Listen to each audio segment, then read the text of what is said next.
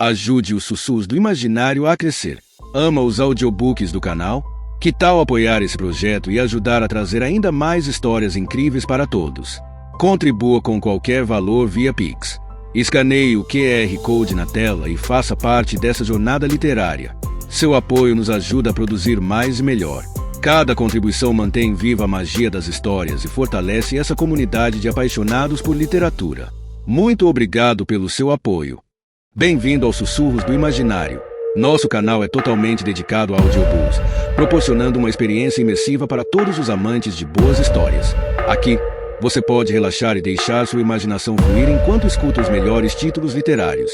Dica especial: para uma experiência ainda mais completa, recomendamos que você acompanhe o audiobook com o livro físico ou o e-book. Dessa forma, você poderá desfrutar tanto da narrativa quanto do texto original, unindo os dois mundos. Pedimos desculpas especialmente aos deficientes visuais por quaisquer falhas que possam ocorrer nos audiobooks, como trechos em outras línguas, pequenos erros de narração ou tradução. Isso acontece porque utilizamos narração sintética para manter a produção dos áudios. Queremos ouvir você. Sugira nos comentários livros que gostaria de ver aqui no canal. Não se esqueça de curtir, comentar e se inscrever para ficar por dentro de todas as novidades. Obrigado por estar conosco e bons sussurros.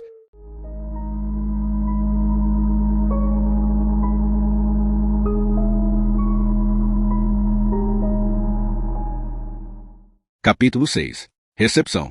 Jimmy puxou o colarinho. O mestre de cerimônias Brian de Lacy bateu no chão da sala de audiências com o bastão e o rapaz levantou os olhos, olhando em frente. Com idades compreendidas entre os 14 e os 18 anos, os escudeiros da corte de Aruta recebiam instruções quanto aos deveres que lhes cabia realizar durante a celebração iminente do casamento de Anita e Aruta. O velho mestre, um homem que falava devagar, impecavelmente vestido, dizia: Escudeiro James, se não consegue ficar quieto, teremos de atribuir um dever um pouco mais ativo, como, por exemplo, levar recados entre o palácio e os alojamentos mais afastados da cidade. Ouviu-se um gemido quase imperceptível, pois os nobres que os visitavam estavam sempre enviando recados inconsequentes de um lado para outro e os alojamentos externos, onde muitos deles seriam instalados, podiam ficar a mais de 1 quilômetro do palácio. Tal função implicava correr sem parar para lá e para cá ao longo de 10 horas diárias. Mestre de Lacy virou-se para o autor do lamento e acrescentou: Escudeiro Paul, talvez seja seu desejo acompanhar o escudeiro James? Não ouvindo qualquer resposta, prosseguiu: Muito bem. Aqueles que aguardam parentes que venham assistir à celebração saibam desde já que será solicitado a todos que executem tais funções em turnos. Perante esse anúncio, todos os rapazes gemeram, praguejaram e arrastaram os pés. Uma vez mais, o bastão bateu com força no piso de madeira. Ainda não são duques, condes e barões. 1 ou 2 dias de serviço não vão matá-los. No entanto, serão tantas as pessoas no palácio que os serviçais, porteiros e pajens não conseguirão cumprir todas as exigências. Outro dos novos rapazes, o escudeiro Locklear e o mais novo do barão do limiar da terra, indagou: Senhor, qual de nós estará presente no casamento? Tudo a seu tempo, rapaz. Todos irão acompanhar convidados aos seus lugares no grande salão e no salão de banquetes. Durante a cerimônia, ficaram todos respeitosamente ao fundo do grande salão, por isso poderão assistir ao casamento. Um pajem entrou correndo e entregou ao mestre um bilhete, saindo às pressas sem esperar pela resposta. Mestre de Lacy o leu, dizendo em seguida: Tenho de me preparar para a recepção ao rei. Já sabem todos onde devem estar hoje. Voltamos a nos encontrar aqui quando o rei e sua alteza estiverem reunidos em conselho esta tarde. Quem se atrasar terá um dia adicional de serviço, levando recados aos alojamentos externos. Isso é tudo, por hora. Enquanto se afastava, era possível ouvi-lo murmurar, tanto para fazer e tão pouco tempo. Os rapazes começaram a se dispersar. Porém, quando Jimmy estava se afastando, uma voz atrás dele bradou: Ei, novato! Jimmy virou-se, tal como 2 outros rapazes perto dele, mas quem falará tinha os olhos chus nele. Jimmy aguardou, ciente do que o esperava. Seu lugar na ordem de escudeiros estava prestes a ser determinado. Como Jimmy não se mexeu, Locklear, que também parara, apontou para si próprio e deu um passo hesitante na direção do interpelante. Este, um rapaz alto e ossudo de 16 ou 17 anos, retrucou: Não você, rapaz. Estou falando com aquele moleque. Apontou para Jimmy. O rapaz que falará trajava o uniforme castanho e verde dos escudeiros da casa, mas o seu apresentava um corte mais perfeito do que os uniformes de grande parte dos outros rapazes. Era evidente que dispunha de fundos para mandar fazer o uniforme na medida certa. Em sua cintura, via-se uma adaga cujo cabo tinha joias incrustadas. Suas botas estavam tão polidas que brilhavam como metal reluzente. Tinha o cabelo cor de palha cortado com precisão. Sabendo que se tratava do valentão do grupo, Jimmy revirou os olhos e suspirou. Seu uniforme não lhe assentava bem. As botas machucavam e o anco, que ainda não sarara, coçava constantemente. Para piorar, não estava de bom humor. O melhor é acabar depressa com o assunto, pensou. Jimmy avançou devagar para o rapaz mais velho, chamado Jerome. Sabia que o pai de Jerome era o escudeiro de Ludlam, um povoado na costa ao norte de Krondor, título de pouca relevância, mas que atraía riqueza para o portador. Quando Jimmy parou à sua frente, perguntou: sim? Com um sorriso de desprezo, Jerome disse: não nutro grande simpatia por você, camarada. Aos poucos, Jimmy esboçou um sorriso, dando um soco repentino no estômago de Jerome. O rapaz mais alto dobrou-se e caiu no chão. Contorceu-se por alguns instantes antes de se levantar gemendo. Por quê? Começou a dizer, porém se deteve ao ver Jimmy à sua frente, com uma adaga na mão. Jerome levou a mão ao cinto para desembainhar sua arma, mas não a encontrou. Olhou para baixo e para todos os lados, em desespero. Acho que é isto que está faltando, disse Jimmy animadamente, mostrando a adaga revelando o cabo com joias. Jerome arregalou os olhos. Jimmy atirou a adaga com um movimento leve de pulso e a lâmina caiu estremecendo no chão entre as botas de Jerome. E meu nome não é camarada. Eu me chamo Escudeiro James e sou o escudeiro do príncipe Aruta. Jimmy saiu do salão sem demora. Percorridos alguns metros, o rapaz chamado Locklear alcançou e se pôs a caminhar a seu lado. Aquilo foi incrível. Escudeiro James, disse o outro rapaz recém-chegado. Jerome está fazendo os novatos passarem por maus bocados. Jimmy parou, sem disposição para aquela conversa. Isso acontece porque vocês deixam... Rapaz! Locklear recuou e começou a balbuciar uma desculpa. Jimmy levantou a mão. Espere um pouco. Não tive intenção de ser rude com você. É que tenho mais do que pensar. Olhe, Locklear, não é? Meus amigos me chamam de Lock. Jimmy o observou. Era um menino baixinho, ainda lembrando mais o bebê que fora do que o homem que se tornaria. Tinha grandes olhos azuis e um rosto moreno, além de cabelo castanho no qual surgiam mechas douradas. Jimmy sabia que ainda havia poucas semanas o rapaz brincava na areia com os rapazes do povo, na praia junto ao castelo rústico de seu pai. Lock, disse Jimmy, quando aquele idiota começar a aborrecer você, dê-lhe um chute nas partes baixas. Isso deve ser o bastante para lidar com ele. Olhe, agora não posso conversar. Tenho de ir à recepção ao rei. Jimmy afastou-se a passos rápidos, deixando para trás um rapaz pasmo. E não parava quieto. Odiava o colarinho excessivamente apertado de sua nova túnica. Ao menos, Jerome servirá para lhe mostrar que não tinha de suportar um mau alfaiate. Assim que pôde, esgueirou-se do palácio por algumas horas e visitou os 3 esconderijos que possuía espalhados pela cidade. Lá, tinha escondido ouro suficiente para mandar fazer uma dúzia de roupas. Ser nobre tinha inconvenientes que jamais lhe haviam passado pela cabeça. O que foi, rapaz? Jimmy olhou para cima e viu o olhar minucioso de um idoso alto de cabelo grisalho escuro. Ele examinou Jimmy com um olhar experiente e Jimmy o reconheceu. Era Fanon, o mestre de armas de Cride, um dos velhos companheiros de Aruta. Chegará por mar na maré da tarde anterior. É esse colarinho enorme, mestre de armas. E estas botas novas machucam meus pés. Fanon acenou a cabeça. Bom, temo de manter as aparências, ainda que possamos nos sentir desconfortáveis. Mas enfim o príncipe está chegando. Aruta saiu pelas grandes portas do palácio, parando no centro da multidão reunida para receber o rei. Uma escadaria com enormes degraus levava à Praça da Parada. Para além dessa praça, depois dos enormes portões de ferro, em outra ampla praça da cidade, as barracas de vendedores ambulantes haviam sido retiradas. Soldados crondorianos formavam alas que se estendiam ao longo da estrada da cidade até o palácio. Atrás deles, encontravam-se os cidadãos que desejavam ver o rei. Somente uma hora antes tinha chegado a informação de que a coluna de Leon fora avistada se aproximando da cidade, ainda que os cidadãos tivessem começado a se juntar antes de o sol raiar. Vivas e entusiasmados anunciaram a aproximação do rei e Leon foi o primeiro a ser avistado, montado em um grande alazão, com Gardel, o comandante da cidade, cavalgando a seu lado. Atrás deles vinham Marti e os nobres do reino oriental que queriam assistir à cerimônia, uma companhia da guarda real de Leon e 2 carruagens suntuosamente decoradas. Seguiam-se, então, os lanceiros de Aruta, com uma caravana de mercadorias fechando o cortejo. Quando Leon puxou as rédeas em frente à escadaria, soaram as trombetas. Valetes correram para segurar o cavalo do rei, enquanto Aruta descia os degraus às pressas para ir ao encontro do irmão. Segundo a tradição, só o rei estava acima do príncipe de Krondor, o que significava que o príncipe, de todos os nobres do reino, era o único que podia se dirigir a ele com menos cerimônia. Mas, naquele momento, os 2 irmãos esqueceram todo e qualquer protocolo e cumprimentaram-se com um abraço. Logo depois de Leon, Marti foi segundo a desmontar. Em um instante os 3 estavam reunidos.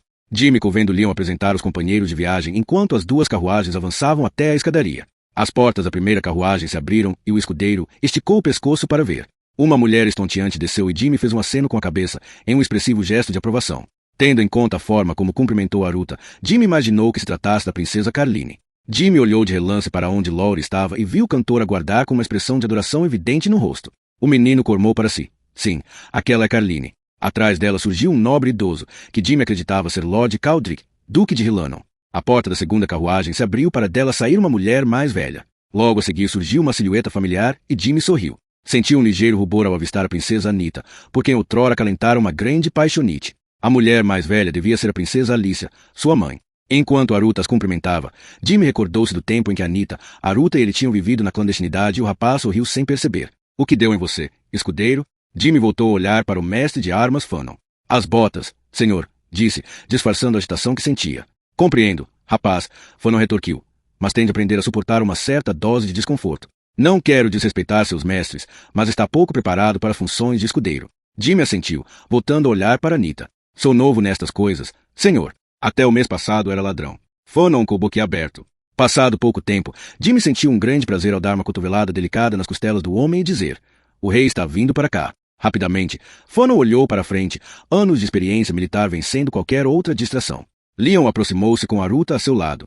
Marty, Carline e os demais seguiam atrás, em conformidade com a respectiva posição social. Brian de Lacy apresentava os membros da corte de Aruta ao rei, enquanto Leon ignorava o protocolo, dando fortes apertos de mão, chegando até a abraçar várias pessoas que aguardavam ser-lhe apresentadas. Muitos dos senhores do Ocidente eram homens que tinham servido ao lado de Leon sob comando de seu pai no decorrer da Guerra do Portal, homens que não o viam desde a coroação. O conde Volney pareceu envergonhado quando Leon colocou a mão em seu ombro, dizendo: bom trabalho, Volney. Você manteve o reino ocidental em boas condições nesse último ano. Familiaridades assim excessivas agiram vários nobres, mas a multidão as adorou, dando vivas ao idoso sempre que Leon agia como homem comum cumprimentando velhos amigos, e não como rei. Assim que o rei chegou diante de Fanon, segurou o velho combatente pelos ombros quando este começou a fazer uma reverência. Não, disse Leon em um tom que somente Fanon, Jimmy e Aruta puderam ouvir. Você, não, meu velho mestre. Leon envolveu o mestre de armas de Cride em um abraço apertado, para depois acrescentar rindo. Mas então, mestre Fanon, como vai minha terra? Como vai, Cride? Bem, majestade, vai bem. Jimmy reparou em um ligeiro brilho úmido nos olhos do homem. Foi a vez de Aruta falar. Este jovem bandido é o membro mais recente de minha corte, majestade. Permita que lhe apresente o escudeiro James de Crondor. O mestre de Lacy revirou os olhos para o céu ante a usurpação de suas funções. Jimmy fez uma reverência como tinha aprendido. Leon agraciou o rapaz com um largo sorriso. Já ouvi falar de você, Jimmy. A mão, disse, ao dar um passo para o lado. De repente, Leon parou. É melhor ver se continuo com todos os meus pertences. Começou a palpar o próprio corpo, enquanto Jimmy corava profundamente. No instante em que estava prestes a alcançar o auge do constrangimento, Jimmy viu Leon olhá-lo de relance, piscando-lhe o olho. Jimmy riu com os demais. Foi então que, ao se virar, Jimmy deparou com os olhos mais azuis que já vira, ao mesmo tempo que ouviu uma voz feminina dizer: não permita que Leon o atormente, Jimmy. Ele sempre gostou de implicar. Jimmy começou a balbuciar algo, fora apanhado de surpresa pelo gracejo do rei, executando em seguida uma reverência desajeitada. Que bom vê-lo outra vez, Jimmy, disse Marty, dando-lhe um aperto de mão.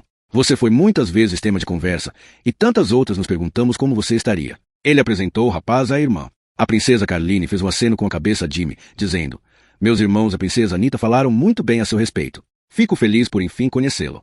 Todos se afastaram. Jimmy o seguiu com o olhar, atordoado pelos comentários. Há um ano que ela tem esse efeito sobre mim, disse uma voz por trás de Jimmy. Ele se virou a tempo de reparar que Laurie corria para acompanhar o séquito real que se dirigia à entrada do palácio. O menestrel levou a mão à testa batendo continência para o rapaz, então correu para a multidão, tendo confundido o espanto de Jimmy diante do comentário de Carline e Martim com assombro pela beleza da princesa. Jimmy voltou a dar atenção aos nobres que iam passando e seu rosto se abriu em um enorme sorriso. Olá, Jimmy, cumprimentou Anita, que estava à sua frente. Jimmy fez uma reverência. Olá, princesa. Anita devolveu-lhe o sorriso. Minha mãe, meu senhor Caldric, permitam que lhes apresente um velho amigo. Jimmy parou e observou a túnica, que, pelo que vejo, agora é escudeiro. Jimmy voltou a fazer uma reverência dirigida à princesa Alicia e ao duque de Hilanon. A mãe de Anita estendeu a mão e Jimmy pegou-a desajeitadamente. Queria agradecer-lhe, meu jovem, pois ouvi dizer que você auxiliou minha filha, comentou Alicia. Jimmy sentiu que olhavam para ele e corou. Dentro de si, não encontrou o menor vestígio da fanfarronice que o amparara grande parte de sua curta vida. Não podia fazer mais do que ficar ali, desajeitado. Mais tarde, lhe faremos uma visita, disse Anita. Então, ela, a mãe e Caldric avançaram. Jimmy permaneceu em um silêncio perplexo. Não foram feitas mais apresentações, enquanto demais nobres do reino deslavam em direção ao grande salão.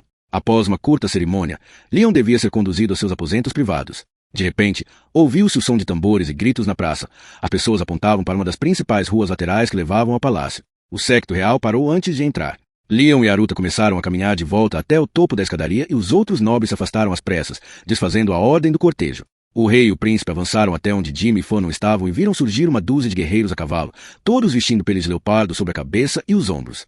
Em suas peles escuras cintilavam gotas de suor enquanto aqueles homens de aspecto temível batiam em tambores de cada lado das celas, ao mesmo tempo que conduziam cuidadosamente as montarias com os joelhos. Atrás, Seguia outra dúzia de cavaleiros cobertos com peles de leopardo, cada um soprando uma enorme trombeta de bronze que dava voltas em seus ombros. Os tocadores de tambor e os trombeteiros posicionaram os cavalos em duas las, permitindo que se visse um cortejo de soldados de infantaria. Todos eles usavam um capacete de metal que terminava em um espinho, com uma cota de malha cobrindo o pescoço e uma couraça metálica sobre o peito. Vestiam calças largas enadas em botas até os joelhos e cada um segurava um escudo redondo com bordas de metal. De seus cinturões pendiam cimitarras. Soldados cães! Gritou alguém atrás de Jimmy. Jimmy perguntou a Fanon. Por que os chamam assim? Mestre de armas?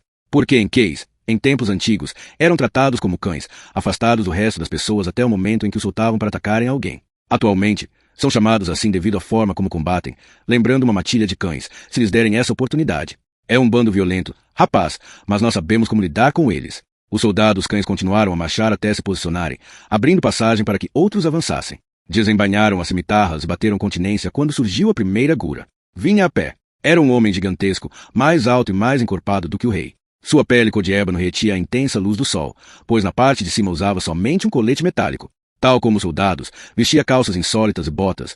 No entanto, no cinto trazia um sabre, uma espada curva com metade do tamanho de uma cimitarra. Tinha a cabeça descoberta e, em vez de um escudo, segurava um bastão ornamentado que indicava o cargo que ocupava. Atrás dele, seguiam 4 homens montados nos pequenos e velozes cavalos dos habitantes do deserto de Jaipur. Vestiam-se como os homens do deserto, que, embora avistados ocasionalmente, raramente eram vistos em Krondor.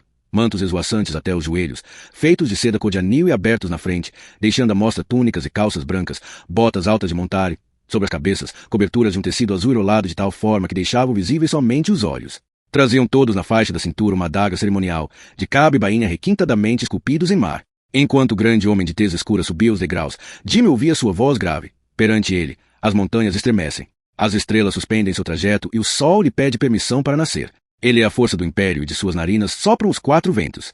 É o dragão do Vale do Sol, a águia dos picos de tranquilidade, o leão de Jaipur. O homem aproximou-se do rei, atrás do qual Jimmy se encontrava, e, quando se desviou para um dos lados, os outros 4 homens desmontaram e o seguiram pela escadaria. Um deles avançava à frente dos demais, indubitavelmente era o sujeito sobre quem o gigante discursava. Jimmy olhou para Fanon com uma expressão interrogativa e o mestre de armas explicou. Etiqueta da corte questiona. Leon teve um repentino ataque de tosse, virou a cabeça para Jimmy e usou a mão para se esconder, de modo a mostrar ao rapaz que estava rindo da observação de Fanon. Recuperando a compostura, Leon olhou para frente, enquanto o mestre de cerimônias questiano concluía a apresentação. Ele é um oásis para seu povo. Virou-se para o rei, fazendo uma reverência acentuada. Vossa Majestade Real, tenho a distinta honra de apresentar Sua Excelência Abdur-Hasham Memozarakan, Bey de Benishen, Lorde de Jaipur e Príncipe do Império, embaixador do Grande Case no Reino das Ilhas. Os 4 dignitários eram uma reverência de acordo com o costume questiano. 3 se ajoelharam, tocando levemente com as testas o chão de pedra. O embaixador levou a mão direita ao coração e curvou-se, com a mão esquerda estendida e virada para trás. Quando se ergueram, tocaram de leve com o indicador no coração, nos lábios e na testa, um gesto que indicava coração generoso, língua digna de confiança e mente isenta de mentira. Que o Lorde de Jaipur seja bem-vindo à nossa corte, saudou Leon. O embaixador retirou a cobertura do rosto, revelando um rosto de idade avançada, magro e barbudo, que esboçava um sorriso. Vossa Majestade Real, Sua Majestade Imperial, que seu nome seja abençoado, envia saudações ao seu irmão, às ilhas. Baixando a voz até não mais do que um murmúrio, acrescentou. Teria optado por uma entrada muito menos formal, Majestade, mas encolheu os ombros, inclinando a cabeça imperceptivelmente em direção ao mestre de cerimônias questiano para indicar que não tinha qualquer controle sobre tais assuntos. O homem é um verdadeiro tirano. Leon sorriu. Devolvemos as saudações calorosas ao grande Case. Que para sempre prospere e sua abundância permaneça. O embaixador inclinou a cabeça em forma de agradecimento. Com licença de Vossa Majestade, posso apresentar-lhe meus companheiros? Leon fez um ligeiro aceno com a cabeça e o questiano indicou o homem mais à esquerda. Este ilustre homem é meu braço direito e conselheiro, Lord Kamal Mishra Dalkan, xerife de Benitular. Estes 2 são meus rios, Shandon e Jansus, xerifes de Benishen e também meus guardas pessoais. Ficamos felizes por poderem se juntar a nós, meus senhores, disse Leon. Enquanto o mestre de Lassi tentava restabelecer alguma ordem nos nobres que haviam se reunido onde Leon e os questianos estavam, deu-se outro alvoroço em uma rua diferente que também desembocava na praça do mercado. O rei e o príncipe deixaram o mestre de cerimônia. Zidlassi levantou a mão. O que foi agora? Disse o idoso em voz alta, logo recuperando a compostura quase perdida. Ouviu-se uma batucada mais frenética que a dos questianos ao mesmo tempo que surgiam umas guras coloridas. Cavalos saltitantes encabeçavam um cortejo de soldados de uniforme verde. Entretanto, todos traziam escudos de tonalidades vivas, com desenhos de brasões estranhos. Flautas ruidosas tocavam uma melodia de vários tons que soava estranha, mas era animada e de ritmo contagiante. Pouco depois, muitos dos cidadãos de Krondor marcavam o ritmo com palmas ou improvisavam passos de dança ao redor da praça. O primeiro cavaleiro aproximou-se do palácio e seu estandarte esvoaçou ao vento. Aruta riu e deu uma palmada no ombro de Leon. Evandro de Yabon e a guarnição Tsurani de Lamut, comandada por Kazumi. Foi então que surgiram os soldados de infantaria, que cantavam a plenos pulmões. A guarnição Tsurani de Lamut parou ao alcançar os quexianos. Marti olhou-os atentamente. Olhem só para eles, avaliando-se uns aos outros como gatos bravos. Aposto que tanto uns como outros adorariam uma desculpa para se testarem. Mas não na minha cidade, armou Aruta, deixando claro que não considerava a ideia divertida. Leon riu. Bom, sem dúvida seria um belo espetáculo. Ei, Vandros! O duque de Yabon avançou e desmontou. Subiu a escadaria às pressas, se fez uma reverência. Peço perdão pelo atraso, majestade. Surgiu um contratempo na estrada. Cruzamos com um bando de goblins que passavam a cavalo, ao sul de Zeene. Quantos eram? Perguntou Leon. Não mais do que 2 centenas. Um contratempo, ele diz. Vandros, você passa tempo demais com os Tsurani. Leon riu. Onde está o conde Kazumi? Ele está vindo, majestade. Assim que falou, viram-se carruagens chegando à praça. Aruta puxou o duque de Yabon à parte. Diga aos seus homens que fiquem alojados com a guarnição da cidade, Vandros. Quero que quem por perto. Assim que estiver instalado, venha aos meus aposentos e traga Brucal e Kazumi. Percebendo o tom sério, Vandros respondeu. Virei assim que os homens estiverem instalados, Vossa Alteza. As carruagens de Yabon pararam em frente à escadaria e dela saíram Lord Brucal, a duquesa Felina, a condessa Megan e suas respectivas aias. O conde Kazumi, antigo comandante de forças militares no exército Tsurania durante a Guerra do Portal, desmontou de seu cavalo e subiu a escadaria rapidamente. Fez uma reverência perante Leon e Aruta. Após Vandros apresentar seu séquito rapidamente, Leon disse, a menos que o rei de Quer, aquele pirata, esteja prestes a atracar em um galeão de guerra puxado por 1000 minúsculos cavalos marinhos, está na hora de nos recolhermos. Dando uma gargalhada, passou por um mestre de cerimônias de Lassie à beira de um ataque de nervos que, em vão, tentava restaurar a ordem no cortejo do rei. Jimmy ficou para trás, pois, embora já tivesse visto o mercador Quexiano uma vez ou outra, nunca vira um soldado com nenhum Tsurani. Apesar de sua experiência, que ia além dos assuntos habituais da vida da cidade, não deixava de ser um rapaz de 14 anos. O segundo comandante de Kazumi dava ordens para o aquartelamento de seus homens, e o capitão Quexiano fazia o mesmo. Jimmy sentou-se discretamente na escadaria, remexendo os dedos dos pés para largar as botas. Contemplou os coloridos quexianos durante alguns minutos, voltando depois a atenção para os Tsurani, que se reuniam para deixar a praça. Todos trajavam uniformes coloridos. Jimmy podia perceber, ambos os exércitos tinham um aspecto feroz. Estava prestes a ir embora quando algo inusitado atrás dos quexianos lhe chamou a atenção.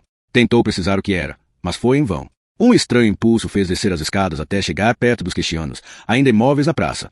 Foi então que viu aquilo que os era sentir que algo fugia à normalidade. Escapando entre o povo por trás dos quexianos, Jimmy viu um homem que julgara morto. Ficou completamente abalado, incapaz de se mexer, pois vira Jack risonho desaparecer no meio da multidão. Ruta andava de um lado para outro. Ao redor da mesa do conselho estavam Lowry, Brucal, Vandros e Kazumi. Aruta terminara o relato do ataque aos falcões noturnos. Mostrou um bilhete. É uma mensagem do Barão de Castelo Alto em resposta à minha questão. Diz que deram conta de movimentações incomuns ao norte desta área. Aruta apoiou o papel. Ele prossegue dando conta do número de avistamentos, localizações e todo o resto. Vossa Alteza, interveio Vandros, detectamos algumas movimentações na nossa região, mas nada relevante. Em Yabon, os Irmãos das Trevas e os Goblins inteligentes conseguem evitar as guarnições virando para o oeste assim que passam os limites norte das Orestas dos Elfos. Ao circundarem para o oeste do Lago do Céu, conseguem evitar nossas patrulhas. Mandamos poucas companhias para esse setor. Os elfos e os anões da Montanha de Pedra mantêm a região tranquila. Pelo menos, é isso que gostamos de pensar, bufou Brucal. O idoso que fora duque de Yabon abdicara de seu cargo em favor de Vandros quando este casara com sua lhã. Porém, não deixará de possuir uma excelente mente militar, pois guerreara com os Moredel toda a sua vida. Não. Se eles estão se deslocando em pequenos grupos, a Irmandade poderá passar quase sem problemas pelas passagens menores. Temos poucos homens para manter as rotas mercantis a salvo e muitíssimo mais terreno a cobrir para além desse.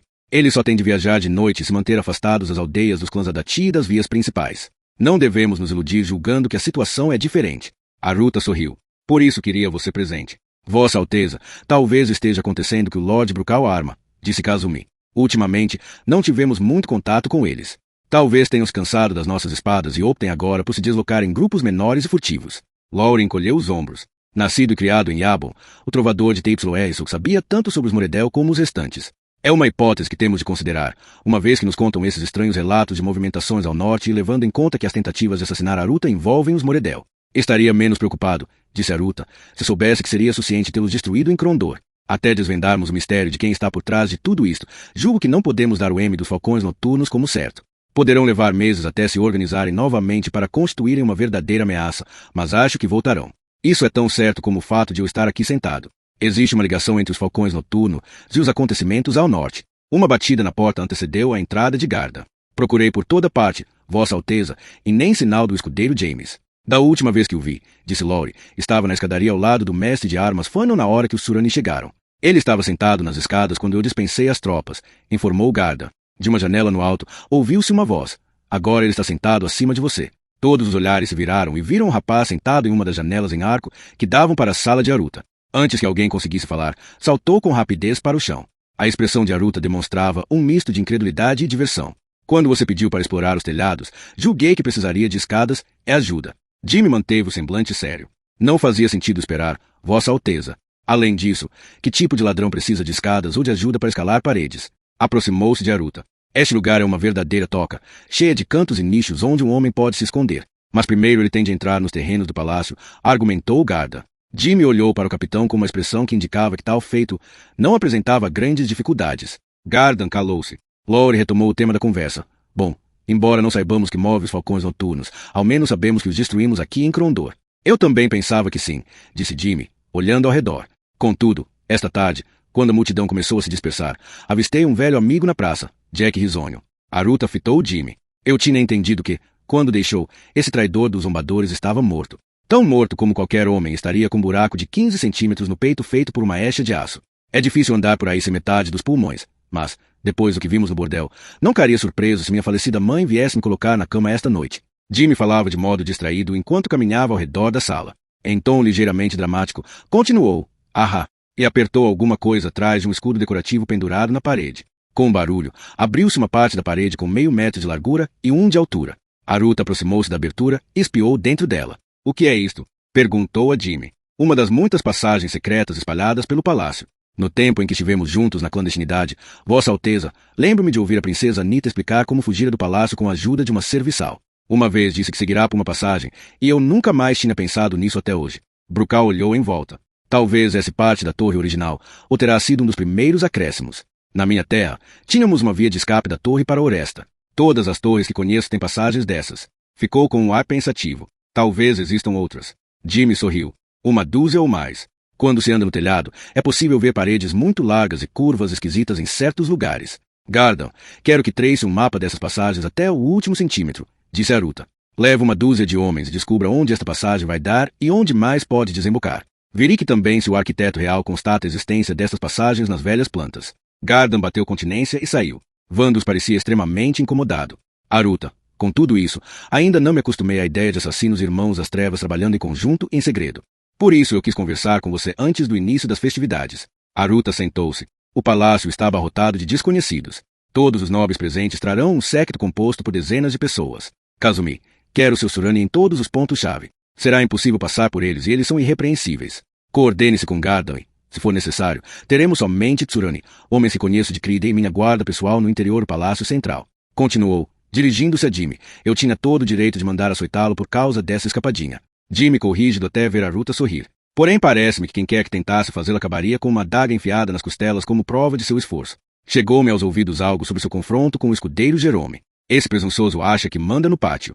Ainda assim, o pai dele está muito transtornado, mesmo que não seja um vassalo de grande importância. Ele é inquestionavelmente barulhento. Olhe, deixe Jerome cantar de galo. De agora em diante, você cá junto comigo. Direi ao mestre de Lassie que será dispensado de outros deveres, até eu dar ordens contrárias. No entanto, mantenha suas explorações sob controle até informar Gardan ou a mim de que vai subir no telhado.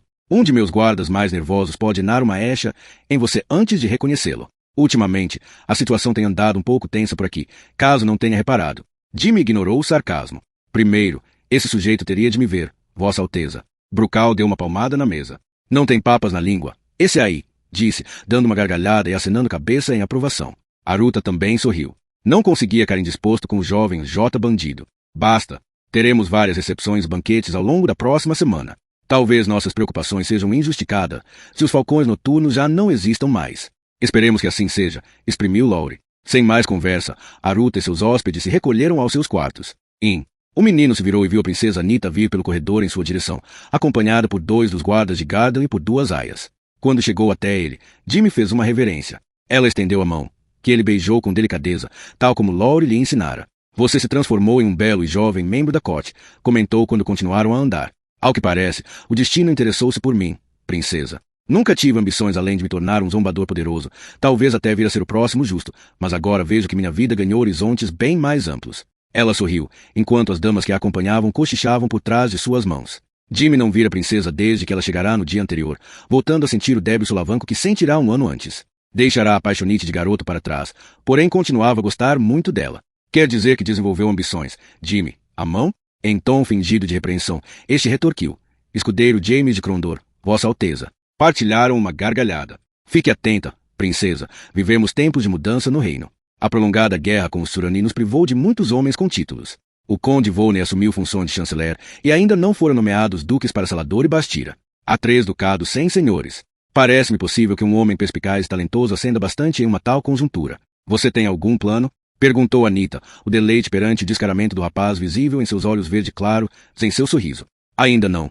Pelo menos ele ainda não está completo, mas consigo imaginar a possibilidade de um dia alcançar um título maior do que o de escudeiro. Talvez até Duque de Crondor.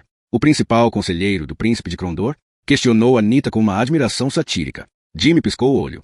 Tenho contatos. Sou amigo íntimo da noiva do príncipe. Os dois riram de novo. Anita tocou o braço dele. Vai ser agradável ter você aqui conosco. Fico feliz por Aruta tê-lo reencontrado tão depressa. Julgava que não seria fácil localizá-lo. Jimmy vacilou, dando meio passo. Nunca lhe ocorrerá que Aruta não houvesse contado a Anita sobre o assassino, mas percebia agora que ele não os era. Obviamente, pensou consigo, não iria lançar uma sombra sobre o casamento sem necessidade. Depressa recuperou a compostura. Foi sobretudo um acaso. Sua Alteza nunca disse que andava à minha procura. Nem imagina como eu e Aruta ficamos preocupados quando partimos de Crondor. A última vez que vimos você, estava fugindo dos homens de Gai pelas docas. Não tivemos notícias suas. Passamos tão brevemente por Crondor a caminho da coroação de Leon que não tivemos como descobrir o que lhe acontecerá. Leon enviou documentos concedendo perdão a Trevor Rue e seus homens e oferecendo-lhes uma recompensa por nos ajudarem, mas ninguém sabia o que fora feito de Jimmy. Fiz Aruta me prometer que começaria logo a procurá-lo. Não pensei que ele o tornaria escudeiro tão depressa, mas sabia que tinha planos para você. Jimmy sentiu-se genuinamente comovido. Essa revelação acrescentava um duplo significado ao comentário anterior de Aruta, quanto ao fato de já considerar que eram amigos. Anita parou, indicando uma porta. Tenho horário marcado. Meu vestido de noiva chegou esta manhã de Hilanon. Preciso prová-lo. Inclinou-se e deu um beijo delicado no rosto do garoto. Agora tenho de ir. Jimmy reprimiu emoções estranhas, se assustadoramente fortes. Vossa Alteza, estou muito feliz por estar aqui. Vamos nos divertir bastante. Anita deu uma gargalhada e entrou na sala com suas aias, enquanto os guardas assumiam posições no lado de fora. Jimmy esperou até a porta se fechar, afastou-se, em seguida, assobiou uma melodia alegre. Pensou nas últimas semanas de sua vida e percebeu que estava feliz, apesar dos assassinos e das botas apertadas. Dobrando uma esquina de um corredor pouco frequentado, Jimmy se deteve. De imediato, desembainhou o punhal ao mesmo tempo que estava um par de olhos reluzentes na penumbra mais à frente. Foi então que, com uma fungada, o dono daqueles olhos quase incandescentes saiu das sombras lentamente. Coberta de escamas verdes, a criatura era do tamanho de um pequeno mastim. A cabeça lembrava de um jacaré, com um focinho arredondado, e possuía grandes asas dobradas nas costas. Um pescoço comprido e sinuoso permitiu à criatura olhar para trás, para além de sua cauda igualmente comprida, quando uma voz jovem gritou, Fantus. Um garotinho com não mais do que 6 anos surgiu correndo e abraçou a criatura pelo pescoço. Olhou para Jimmy com olhos escuros e sérios e disse, ele não fará mal ao senhor. Subitamente, Jimmy sentiu-se envergonhado com a adaga na mão. Depressa a escondeu. A criatura era claramente um animal de estimação, apesar de sua espécie inusitada. Como você o chamou? Ele? Fantus. É meu amigo. Ele é muito esperto. Sabe muitas coisas. Deve saber, concordou Jimmy, ainda desconfortável sob o olhar atento da criatura. Ele é o quê? O garoto olhou para Jimmy como se ele fosse encarnação viva da ignorância, mas acabou respondendo. É um dragonete. Acabamos de chegar e ele nos seguiu de casa até aqui. Ele voa, sabe? Jimmy se limitou a acenar com a cabeça. Temos de ir, mamãe vai ficar zangada se não nos encontrar no quarto. Puxando a criatura para que se virasse, o garoto levou-a sem falar mais nada. Jimmy com mais de um minuto parado, até que olhou em volta como se procurasse alguém que cormasse aquilo que acabará de testemunhar. Encolhendo os ombros como forma de afastar o espanto, o menino ladrão continuou seu caminho. Pouco depois, ouviu o som de cordas de alaúde sendo dedilhadas. Jimmy saiu do corredor e entrou em um amplo jardim onde Laurie tocava seu alaúde. O rapaz sentou-se de pernas cruzadas à beira de um grande canteiro e disse, para o menestrel, você é uma figura bem triste. Sou um menestrel triste. De fato, Laurie não mostrava sua animação habitual. Dedilhou as cordas do alaúde e deu início a uma melodia solene. Decorridos alguns minutos, Jimmy o interrompeu. Basta desse hino fúnebre, cantor. Esta é uma época de alegria. O que o deixou tão desapontado? Laurie suspirou, inclinando a cabeça para o lado. Você é muito jovem para entender. Ah, experimente, interrompeu Jimmy. Laurie guardou o alaúde. É a princesa Carline. Ela ainda quer se casar com você. É isso? Laurie ficou boquiaberto. Como? Jimmy riu. Você convive há tempo demais com nobres, cantor. Para mim, tudo isto é novidade. Ainda sei como falar com os serviçais. Sobretudo, ainda sei ouvi-los. Aquelas criadas de Hilanon estavam ansiosas por contar às criadas daqui sobre vocês dois. É uma notícia de grande interesse. Laurie não parecia feliz com o sarcasmo de Jimmy. Deve ter ouvido a história toda. Jimmy assumiu um modo indiferente. A princesa é um belo partido, mas eu cresci em um bordel, então a ideia que faço das mulheres é menos idealizada. Ao pensar em Anita, baixou ligeiramente a voz. No entanto, tenho de admitir que as princesas parecem diferentes das demais. Ainda bem que reparou, comentou Laurie secamente. Bom, isso eu digo. Sua princesa é a mulher mais bela que já vi, e eu já vi muitas, incluindo as cortesãs mais bem pagas. E algumas são muito especiais. Grande parte dos homens que conheço venderia suas queridas mães em troca de um pouco de atenção dessas mulheres. Por isso, qual é seu problema? Laurie olhou para o rapaz demoradamente. Meu problema é essa coisa de ser nobre. Jimmy riu, emitindo um som de quem se divertia de verdade. Mas que problema é esse? Você só tem de dar ordens e culpar os outros pelos erros. Laurie riu. Duvido que Aruta e Leon concordem com você.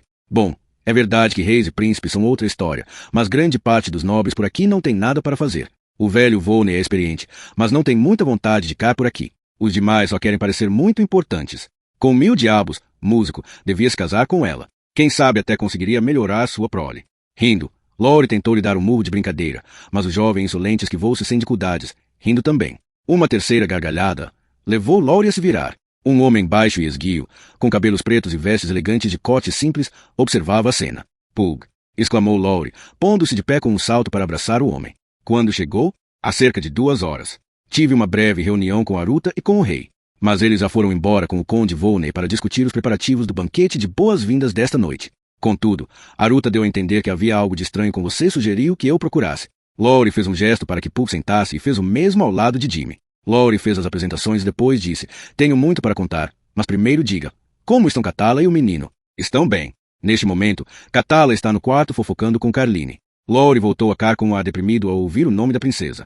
William fugiu não sei para onde atrás de Fantus. Aquela coisa é sua? Exclamou Jimmy. Fantus? Pug deu uma gargalhada. Quer dizer que o viu? Não. Fantus não pertence a ninguém. Aparece e desaparece a seu bel prazer, e por isso está aqui sem que ninguém lhe desse permissão. Duvido que esteja na lista de convidados do Delacy, disse Laurie. Bom, é melhor colocá-lo a par dos assuntos importantes. Pug olhou de relance para Jimmy e Laurie explicou, desde o início que esta fonte de problemas é o cerne de tudo. Ele não ouvirá nada que não saiba.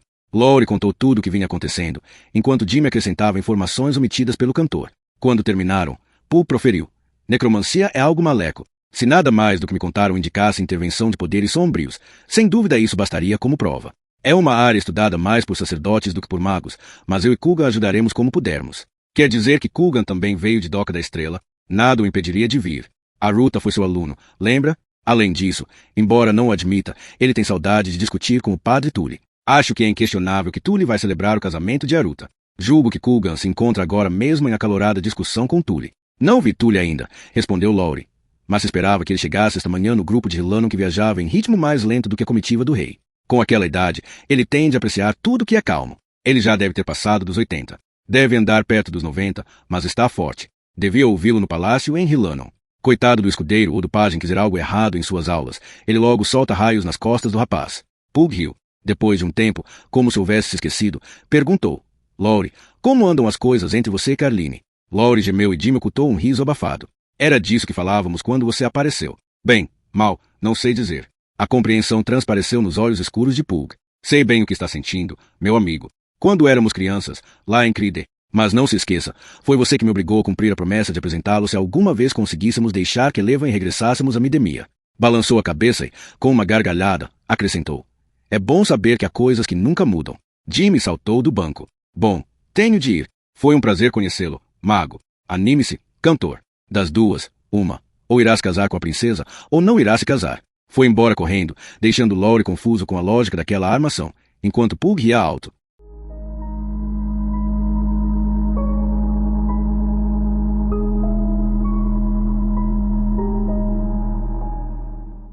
Capítulo 7. Casamento. Jimmy percorreu o grande salão. A sala do trono do príncipe estava sendo decorada e os outros escudeiros supervisionavam as atividades dos pajens carregadores, enquanto eram feitos os últimos preparativos. Todos estavam concentrados na cerimônia, prevista para ter início em menos de 1 hora. Jimmy descobriu que o preço de ter sido dispensado de realizar serviço era não ter nada para fazer na fase now, de modo que teve de encontrar algo para se distrair, uma vez que Aruta certamente não queria em seu caminho para atrapalhá-lo. Jimmy não conseguia afastar a sensação de que, com o frenesi da excitação, poucos seriam aqueles conscientes do perigo que o príncipe corria. Os horrores encontrados na casa dos salgueiros foram ocultados atrás de montes de ouros nupciais e decorações festivas. Jimmy reparou em um olhar de soslaio e no ar taciturno do escudeiro Jerome, irritado, deu um passo ameaçador na direção do rapaz mais velho. Na mesma hora, Jerome precisou estar em outro lugar e partiu apressadamente. Ouviu-se uma gargalhada vinda de trás e Jimmy viu um sorridente Loki Lear, carregando uma gigantesca coroa nupcial, passar por um guarda Tsurani que avericou minuciosamente. Dentre todos os outros escudeiros, somente Loki demonstrava querer ser seu amigo. Os demais pareciam indiferentes ou se mostravam abertamente hostis. Jimmy simpatizava com o rapaz mais novo, ainda que ele tendesse a tagarelar sem parar sobre qualquer coisa sem importância. É o mais novo, pensou Jimmy, o queridinho da mamãe. Na rua, não duraria mais do que 5 minutos. Ainda assim, era bem melhor do que os demais, que Jimmy considerava enfadonhos. A única diversão que proporcionavam a Jimmy era a imitação, deplorável que julgavam ser conhecimento do mundo. Não. Aruta e seus amigos eram muito mais interessantes do que os escudeiros com suas piadas indecentes e especulações devassas sobre esta ou aquela servente, seus joguinhos e intrigas. Jimmy acenou a Loki e dirigiu-se à outra porta. Aguardou para passar pela porta, pois um dos carregadores estava vindo na outra direção. Um pequeno ramo de ouros caiu do monte que o homem trazia. Jimmy dobrou-se para apanhá-lo. Ao entregá-lo ao carregador, percebeu repentinamente um detalhe. As ouros, crisântemos brancos, cintilaram com uma lânguida tonalidade âmbar. Jimmy observou por cima do ombro, levantando o olhar. 4 andares acima, o alto teto do salão em forma de abóbada era pontuado por grandes janelas de vitrais cujas cores mal se distinguiam, a menos que o sol se encontrasse diretamente atrás dos painéis. Jimmy examinou as janelas atentamente, pois estava com sua habitual sensação de que algo não estava certo. Foi então que entendeu. Todas as janelas recuavam formando uma cúpula com cerca de 1,5 m a 1,80 m de profundidade, espaço mais do que suficiente para esconder um assassino discreto. Porém, como alguém conseguiria chegar até lá em cima? A forma como o salão fora construído não possibilitava o acesso, sendo necessário recorrer a andames para a limpeza das janelas, e o salão estivera quase sempre com gente nos últimos dias. Jimmy saiu apressadamente, atravessou um corredor e saiu para um jardim e um terraço que acompanhava toda a extensão do grande salão do príncipe. Os 2 guardas que faziam a ronda entre o muro distante e o complexo principal do palácio se aproximaram e Jimmy os fez parar. Espalhem um recado, vou bisbilhotar o telhado do salão principal. Eles trocaram olhares, mas o capitão Gardan tinha dado ordens para que não detivessem o estranho escudeiro se ele vagasse pelos telhados. Um deles bateu continência. Muito bem, escudeiro. Informaremos os arqueiros nas muralhas para que não o usem como alvo. Jimmy mediu os passos ao longo da parede do grande salão. O jardim encontrava-se à esquerda do salão quando se entrava pelas portas principais, partindo do princípio de que era possível ver através das paredes, pensou Jimmy. Ora, se fosse um assassino, onde iria escalar? Jimmy procurou em volta e reparou em uma treliça que subia pela parede exterior do corredor que ligava o salão ao jardim. Dali, seria fácil chegar até o telhado do corredor. Jimmy afastou os pensamentos e agiu. Estudou a configuração das paredes ao mesmo tempo que descalçava as odiadas botas do uniforme. Subiu depressa pela treliça e correu pelo telhado do corredor. Então saltou com leveza para uma cornija baixa que percorria toda a extensão do grande salão. Deslocando-se com uma agilidade surpreendente, arrastou-se, com o rosto junto às pedras, até a extremidade mais afastada do grande salão. Quando estava a meio caminho da esquina, olhou para cima. No andar acima dele, encontravam-se as bases das janelas, tentadoramente próximas. Contudo, Jimmy sabia que precisava de uma posição melhor para escalar, por isso continuou até alcançar o último terço do salão. Ali, fora da parte do salão atribuída ao estrado do príncipe, o edifício se alargava, dando a Jimmy meio metro adicional de parede no ângulo certo em relação à parede a qual se segurava. Tornava-se possível alçar-se. O rapaz tateou até seus dedos descobrirem uma rachadura entre as pedras. Valeu-se, então, de sua experiência, mudando o peso do corpo enquanto procurava outro apoio com os dedos dos pés. Subiu devagar, parecendo escalar para o canto das 2 paredes, a despeito da gravidade. Era uma tarefa difícil, que exigia concentração absoluta. No entanto, após que pareceu uma eternidade, estendeu o braço e seus dedos tocaram no parapeito das janelas.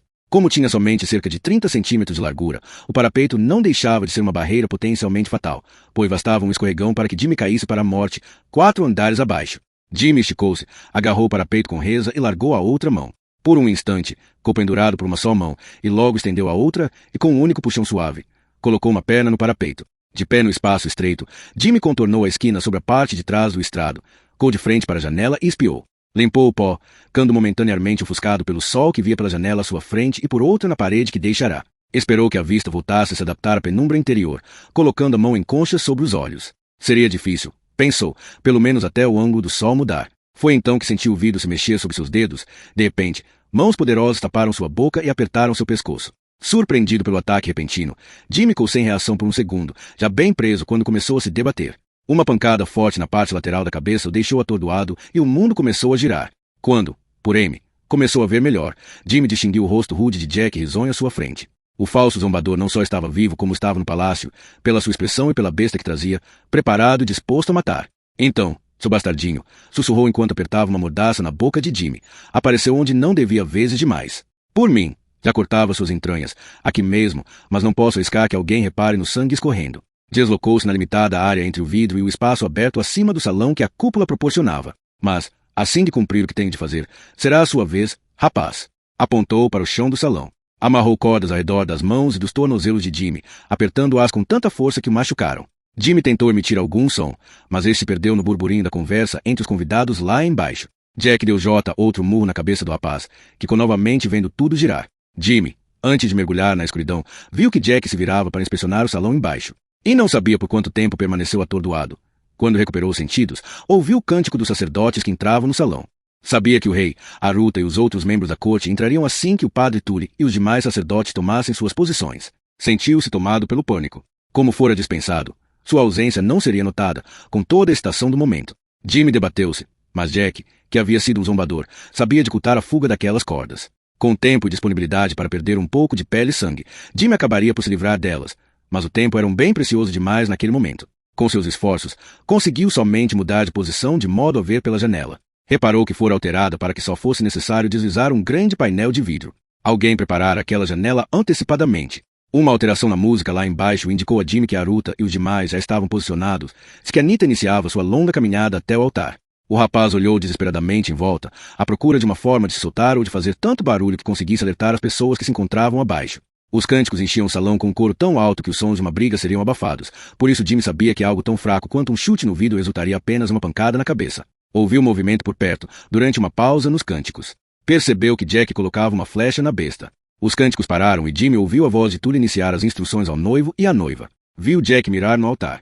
Jimmy estava meio dobrado no parco espaço do parapeito da janela, prensado contra o vidro por Jack, que estava de joelhos. O assassino olhou de relance para o rapaz quando este começou a se mexer. Jimmy não conseguia sequer chutá-lo. O bandido parou um instante, hesitando visivelmente se devia disparar primeiro ou silenciar Jimmy antes disso. Apesar de toda a pompa, a cerimônia em si seria curta, por isso Jack pareceu disposto a correr o risco, achando que não seria incomodado pelo rapaz por mais do que alguns instantes. Jimmy era jovem, estava em excelente condição física e era um hábil acrobata devido aos anos que passará percorrendo os telhados de Krondor. Agiu sem pensar. Dobrou todo o corpo para que ficasse arqueado e voltado para cima, com os pés e a cabeça contra as laterais da cúpula. Rolou um pouco e fez um movimento repentino, ficando sentado de costas para a janela. Jack girou e olhou novamente para o rapaz, praguejando em voz baixa. Não podia perder aquele único disparo. Olhou de relance para baixo, certificando-se de que o rapaz não chamara a atenção de ninguém. Uma vez mais, voltou a erguer a besta e fez pontaria. A visão de Jimmy pareceu contrair-se, como se não conseguisse ver mais nada além do dedo de Jack no gatilho da besta. Viu o dedo começar a puxar e chutou descontroladamente. Seus pés descalços atingiram o assassino de raspão e a besta disparou. Chocado, Jack virou-se e Jimmy voltou a chutar com ambos os pés. Por um instante, Jack pareceu estar sentado calmamente à beira da cúpula da janela. Logo, começou a cair, com as mãos tentando agarrar desesperadamente o parapeito. Jack empurrou as mãos contra as laterais da cúpula, detendo a queda. Ficou parado no ar, sem se mexer, por um segundo, até que as palmas das mãos começaram a escorregar na pedra. Jimmy percebeu que havia algo de errado. Os cânticos, quase sempre presentes em contraponto à cerimônia, haviam cessado. À medida que Jack começava a escorregar para trás e para o vazio, Jimmy ouvia brados e gritos vindos de baixo. Nesse instante, Jimmy sentiu um abalo, batendo com a cabeça na pedra. Parecia que estavam separando suas pernas de seu quadril e o menino percebeu que Jack se agarrara à única coisa que conseguirá alcançar, seus tornozelos. Foi arrastado para fora enquanto o peso de Jack os fazia escorregar para a morte certa. Jimmy debateu-se, tentando recuar com todas as forças, arqueando o corpo para afrouxar a queda, mas era o mesmo que ter os pés recobertos por fel. Nada adiantava. Os ossos e os músculos protestaram, mas não conseguiu deslocar-se um único centímetro para se livrar de Jack. Foi arrastado devagar, enquanto as pernas, quadris e costas raspavam a pedra, embora o tecido das calças e da túnica mantivesse a pele intacta. Subitamente, viu-se em pé, enquanto o peso de Jack o fazia se desequilibrar momentaneamente, cambaleando na borda da cúpula. Por M, caíram. Jack largou o rapaz, mas Jimmy não reparou. As pedras precipitavam-se ao encontro deles, para esmagá-los em um abraço rígido.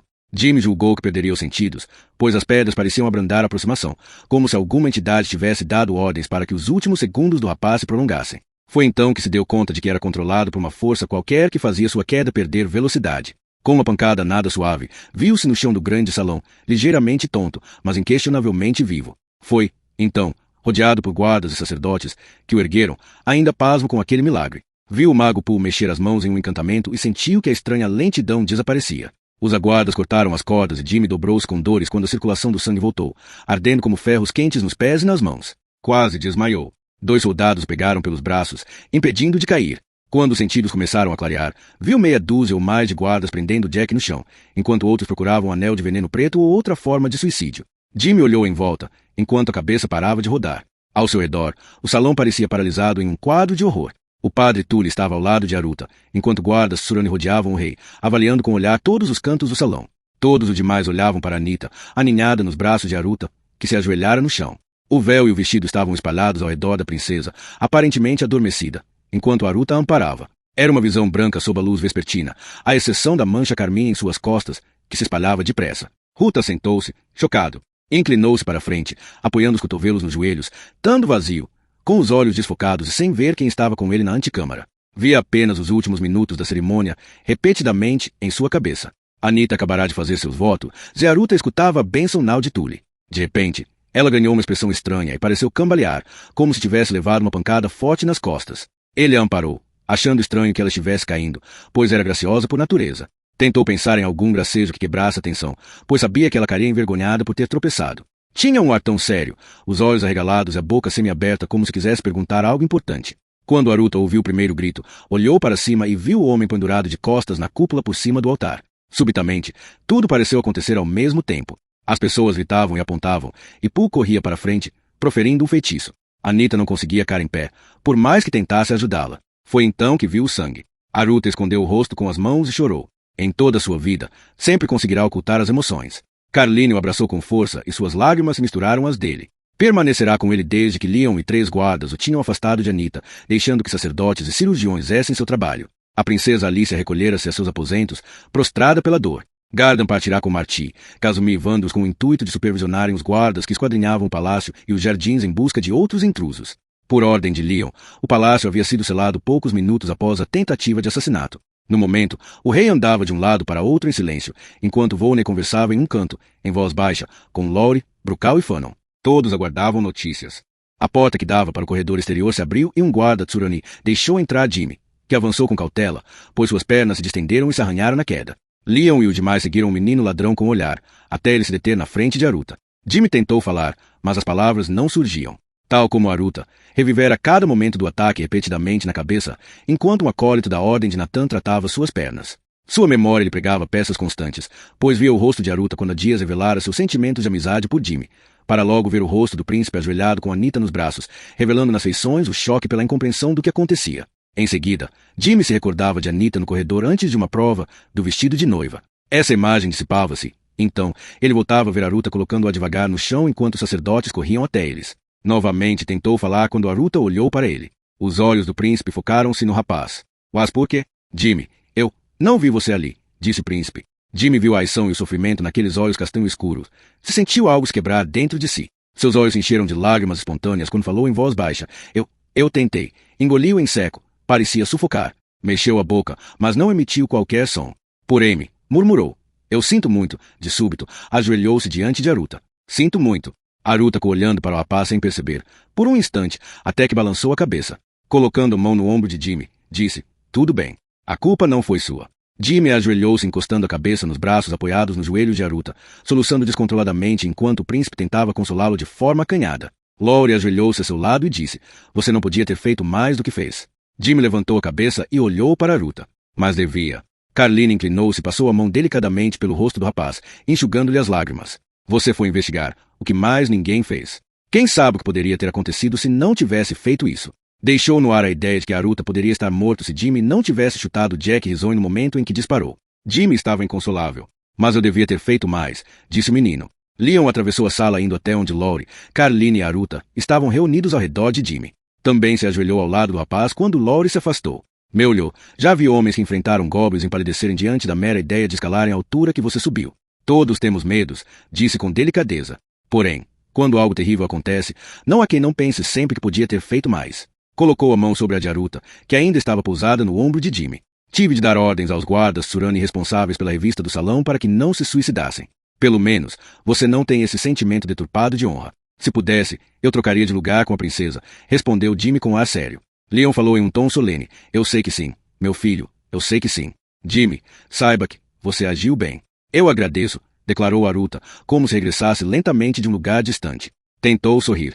Jimmy, ainda com lágrimas escorrendo pela face, abraçou com força os joelhos do príncipe e depois se recostou, enxugando o rosto e devolvendo o sorriso. Não chorava desde a noite em que vi assassinarem minha mãe.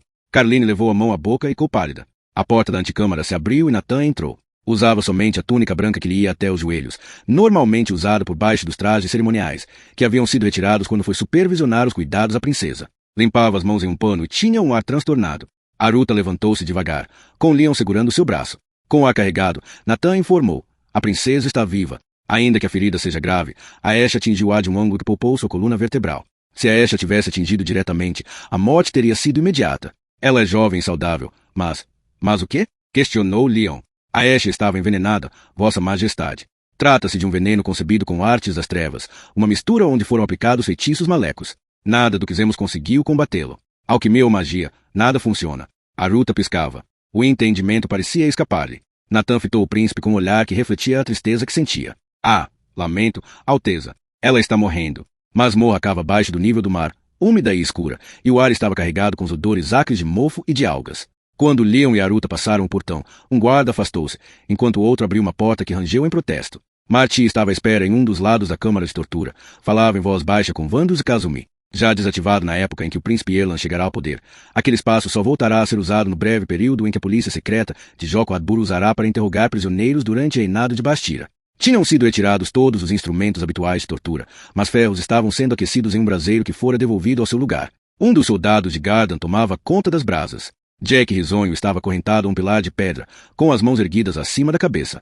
6 Tsurani o circundavam, tão perto que o prisioneiro, que gemia, acabava se encostando nele sempre que se mexia. Todos estavam virados para fora, mantendo um nível de vigilância impossível de igualar até pelo membro mais leal da Guarda Real de Aruta. De outra área das masmorras, o padre Tully deixou um grupo de vários sacerdotes que tinham estado presentes na cerimônia. Colocamos os feitiços protetores mais poderosos que existem, informou, dirigindo-se a Leon. Em seguida, apontou para Jack. Contudo, parece que algo tem acesso a ele. Como está a Anita? Leon abanou a cabeça devagar. A Ashe estava envenenada com uma substância misteriosa. Nathan crê que lhe resta pouco tempo. Assim sendo, temos de interrogar o prisioneiro o mais rápido possível, disse o velho sacerdote. Não fazemos a mínima ideia daquilo que estamos enfrentando. Jack gemeu ruidosamente. A raiva de Aruta exacerbou-se, quase o sufocando. Leon empurrou o irmão para passar, fez sinal para que um guarda se afastasse e olhou o ladrão nos olhos. Jack risonho devolveu o olhar, tandou com olhos arregalados de medo. Seu corpo reluzia e de seu nariz adunco pingavam gotas de suor. Sempre que se mexia, gemia. Era evidente que os Tsurani, ao revistá-lo, não tinham sido amáveis. Jack tentou falar, umedeceu os lábios com a língua e disse, por favor, estava rouco. Não deixem que ele me leve. Leon aproximou-se e agarrou-lhe o rosto, cerrando a mão como um torniquete. Abanando a cabeça de Jack, perguntou, que veneno usou? Jack estava quase chorando ao responder. Não sei. Juro. Arrancaremos a verdade, homem. É melhor responder, pois será pior para você. Leon indicou os ferros em brasa. Jack tentou dar uma gargalhada, que acabou em um som gorgolejante. Pior? Acha que temos ferros? Preste atenção no que diz, rei do maldito reino. De bom grado deixarei que me queime o fígado se prometer que não permitirá que ele me leve. As últimas palavras continham certa histeria. Leon olhou de relance em volta. A quem você se refere? Há mais de uma hora ele tem gritado para que não deixem que ele o leve. Tully explicou, sua expressão indicando que retia. Ele fez um pacto com poderes malecos. Agora teme as consequências. Disse, com uma convicção repentina. Jack acenou com a cabeça cormando, os olhos arregalados. Entre uma gargalhada e um soluço, disse, sacerdote, seria assim com você também se tivesse sido tocado por tais poderes. Leon agarrou Jack pelo cabelo viscoso, inclinando a cabeça dele para trás. De que você está falando? Os olhos de Jack se abriram mais ainda. Murmandamos, sussurrou. De súbito, a masmorra congelada, as brasas no braseiro e as tochas nas paredes pareceram tremeluzir e enfraquecer. Está aqui, guinchou Jack, descontrolado. Um dos sacerdotes começou a entoar um cântico e logo as chamas ganharam força. Tully olhou para Leon. Isso foi assustador. Sua testa estava franzida e seus olhos arregalados. Ele possui um poder surpreendente. Apresse, majestade, mas não mencione esse nome que só serve para atraí-lo até seu servo aqui presente. Qual era o veneno? Questionou Leon. Jack respondeu soluçando. Não sei. É a verdade. Um amante de goblins me deu, um irmão das trevas. Juro. A porta se abriu e Pug entrou, seguido pela gura corpulenta de outro mago de barba grisalha e vistosa. Os olhos escuros de Pug retiam o tom sombrio de sua voz ao afirmar. Kulga e eu estivemos levantando proteções ao redor desta parte do palácio, mas algo está atacando neste exato momento. Kulgan, cujo rosto demonstrava um grande cansaço, como se tivesse terminado uma tarefa esgotante, acrescentou. O que quer que esteja tentando entrar aqui tem uma grande determinação. Se tivéssemos tempo, creio que conseguiríamos descobrir um pouco de sua natureza. Mas, Tully concluiu o pensamento, ele conseguirá atravessar antes de conseguirmos descobri-la. Por isso, não temos tempo. Então apressou Leon. Vamos, diga tudo o que sabe sobre essa criatura que serve, disse o rei. Ou essa pessoa, seja lá o que for, porque ela deseja a morte de meu irmão. Um acordo, gritou Jack. Eu digo tudo o que sei, tudo, mas não deixem que ele me leve. Leon fez um aceno breve com a cabeça. Ele será mantido longe de você. Você não sabe, berrou Jack, cuja voz era entrecortada por soluços. Eu estava morto, entende? Aquele bastardo acertou em mim em vez do Jimmy e eu morri. Olhou para todos os presentes. Nenhum de vocês pode entender. Senti a vida me deixar até que ele chegou. Quando estava quase morto, ele me levou para um lugar frio e escuro, me machucou, mostrou coisas para mim. Disse que eu podia viver. Ele me devolveria a vida se eu aceitasse servi-lo ou então ele me deixaria morrer e cair ali. Não podia me salvar naquele momento, pois eu não lhe pertencia. Mas agora pertenço. Ele é o mal. Julian, o sacerdote de Linskragma, aproximou-se do rei. Ele mentiu para você, homem. Esse lugar frio foi forjado por ele. O amor de Nossa Senhora proporciona consolo a todos os que a recebem no M. O que você viu foi uma mentira. Ele é o pai de todas as mentiras. Contudo, agora sou uma de suas criaturas. Jack soluçou. Ele me ordenou que fosse ao palácio matar o príncipe. Disse que só eu restava, que os demais não chegariam a tempo, só estariam aqui dentro de alguns dias. Tinha de ser eu. Eu disse que faria, mas estraguei tudo e agora ele virá reclamar a minha alma. As últimas palavras se transformaram em um choro de dar pena, uma súplica por misericórdia que nem o rei tinha poderes para conceder. Leon virou-se para Julia. Há algo que possamos fazer? Há um ritual, mas olhou para Jack e prosseguiu. Você irá morrer, homem, sabe disso. Já morreu e está aqui devido a um pacto profano.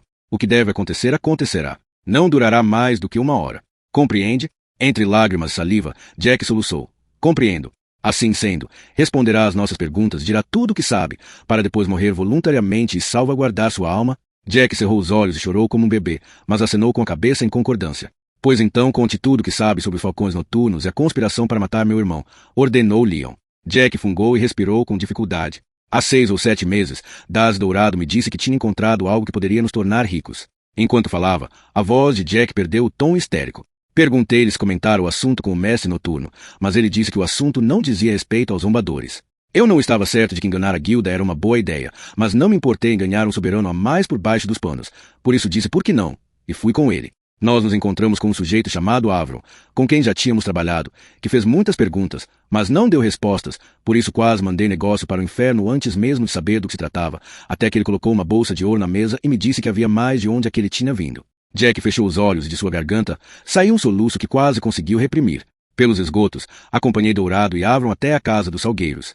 Quase me borrei todo quando vi 2 amantes de goblins no porão. No entanto, tinham ouro, e eu, pelo ouro, aguento muita coisa. Então eles me disseram que eu tinha de fazer isso e aquilo, e ouvir as ordens dadas pelo justo, pelo mestre noturno e pelo mestre diurno, informá-los de tudo. Disse-lhes que isso era uma sentença de morte, mas eles desembainharam as espadas e me disseram que seria uma sentença de morte se não usesse. Pensei em ir concordância para depois soltar alguns brutamontes sobre eles, mas fui levado para outro quarto, nos salgueiros, onde estava um sujeito com um manto até o chão. Não consegui ver seu rosto, mas ele tinha uma voz esquisita e fedia.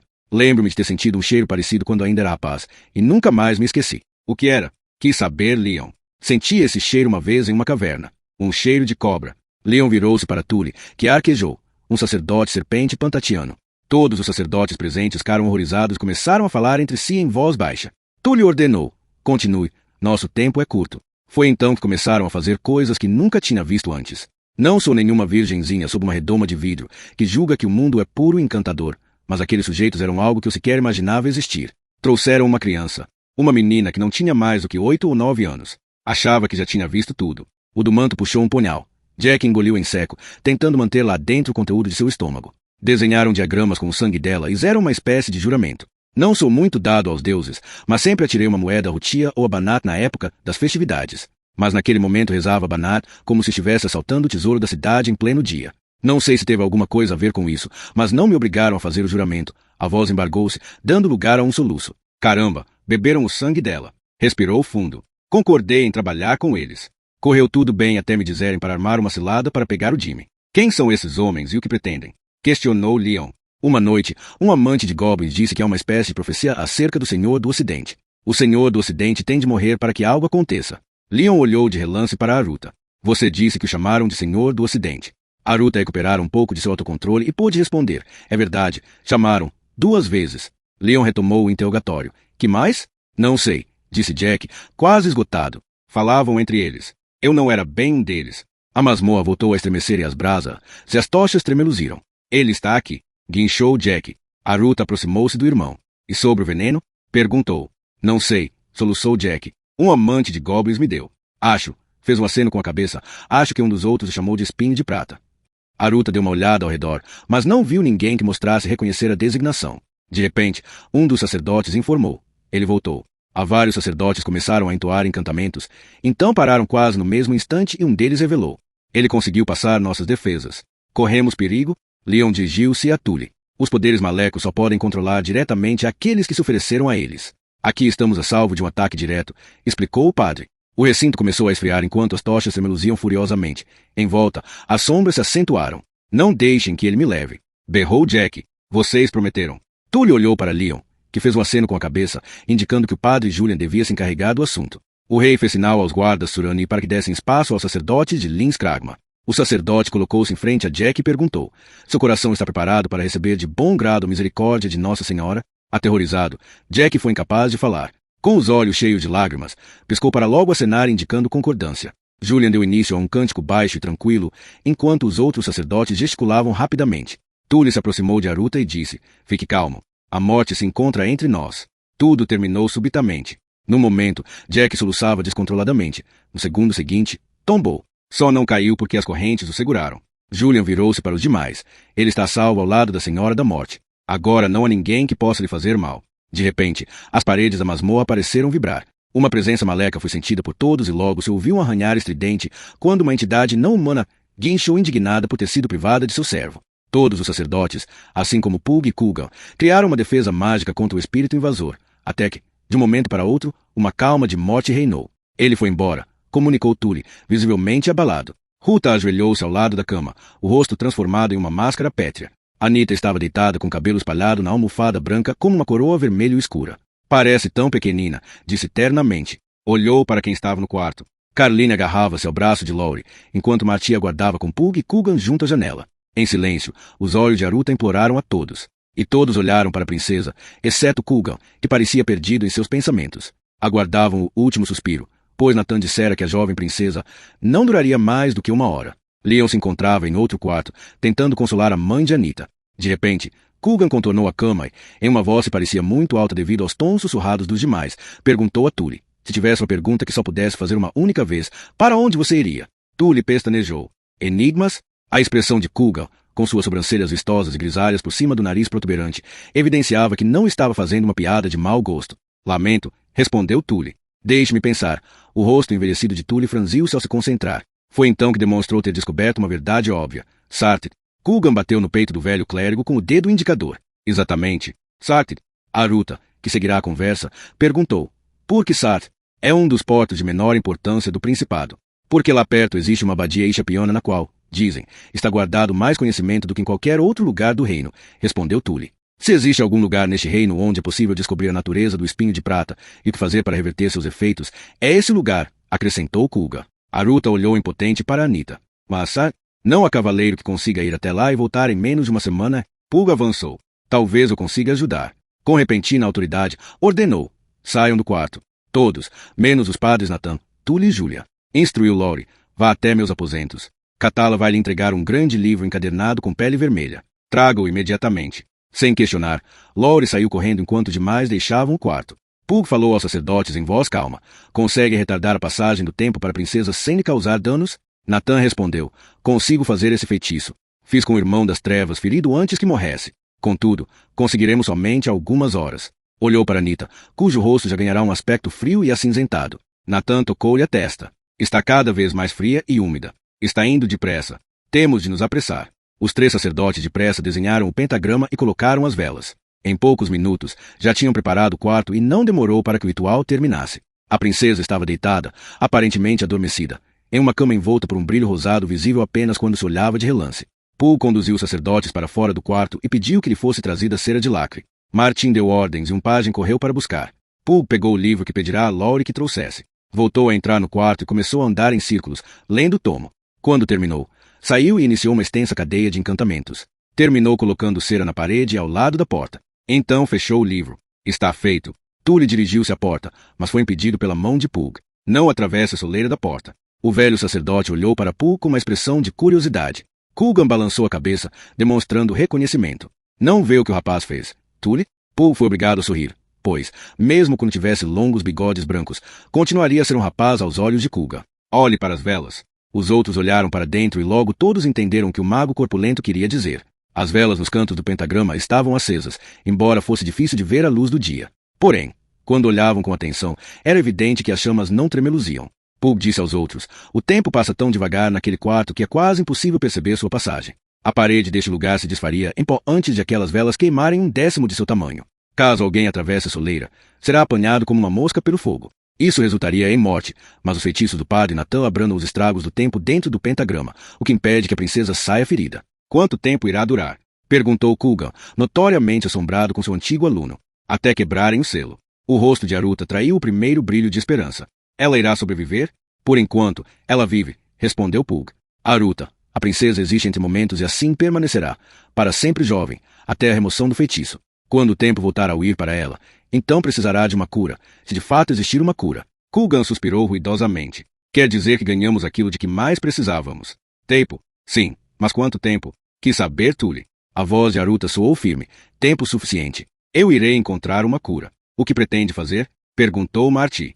Aruta olhou para o irmão e, pela primeira vez naquele dia, afastou o sofrimento que o agia, a loucura e o desespero. Friamente e com calma, respondeu. Irei a Sarthe.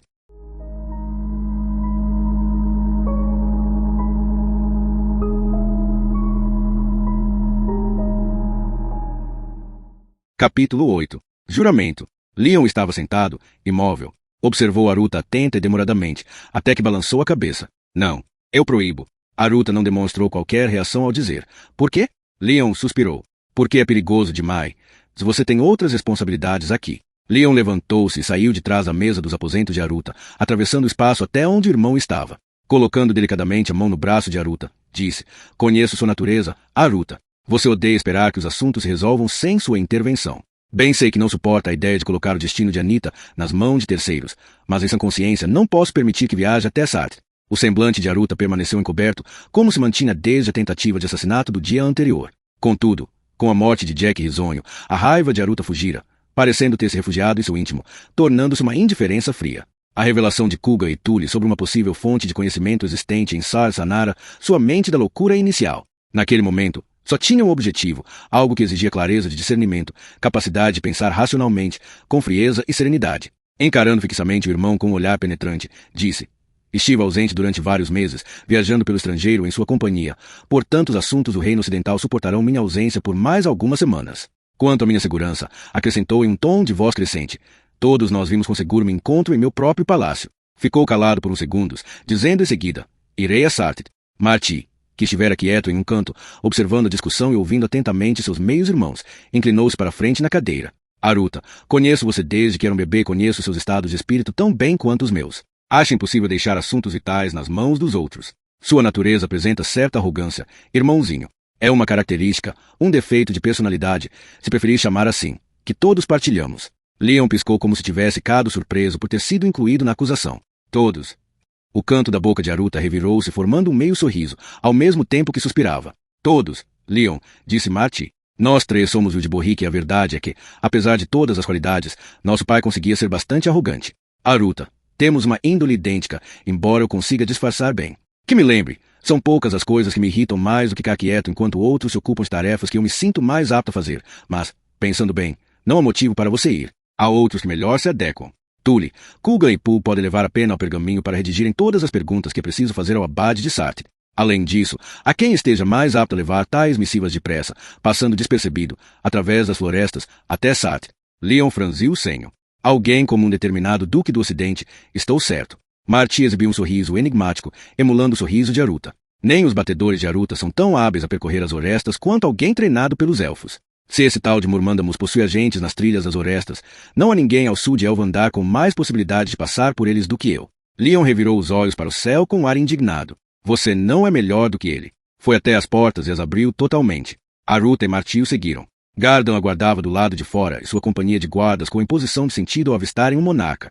Leon dirigiu-se a Gardan. Capitão, se um de nossos irmãos cabeça de vento tentar sair do palácio, detenha-o e tranque-o às 7 chaves. É essa nossa vontade real. Entendido?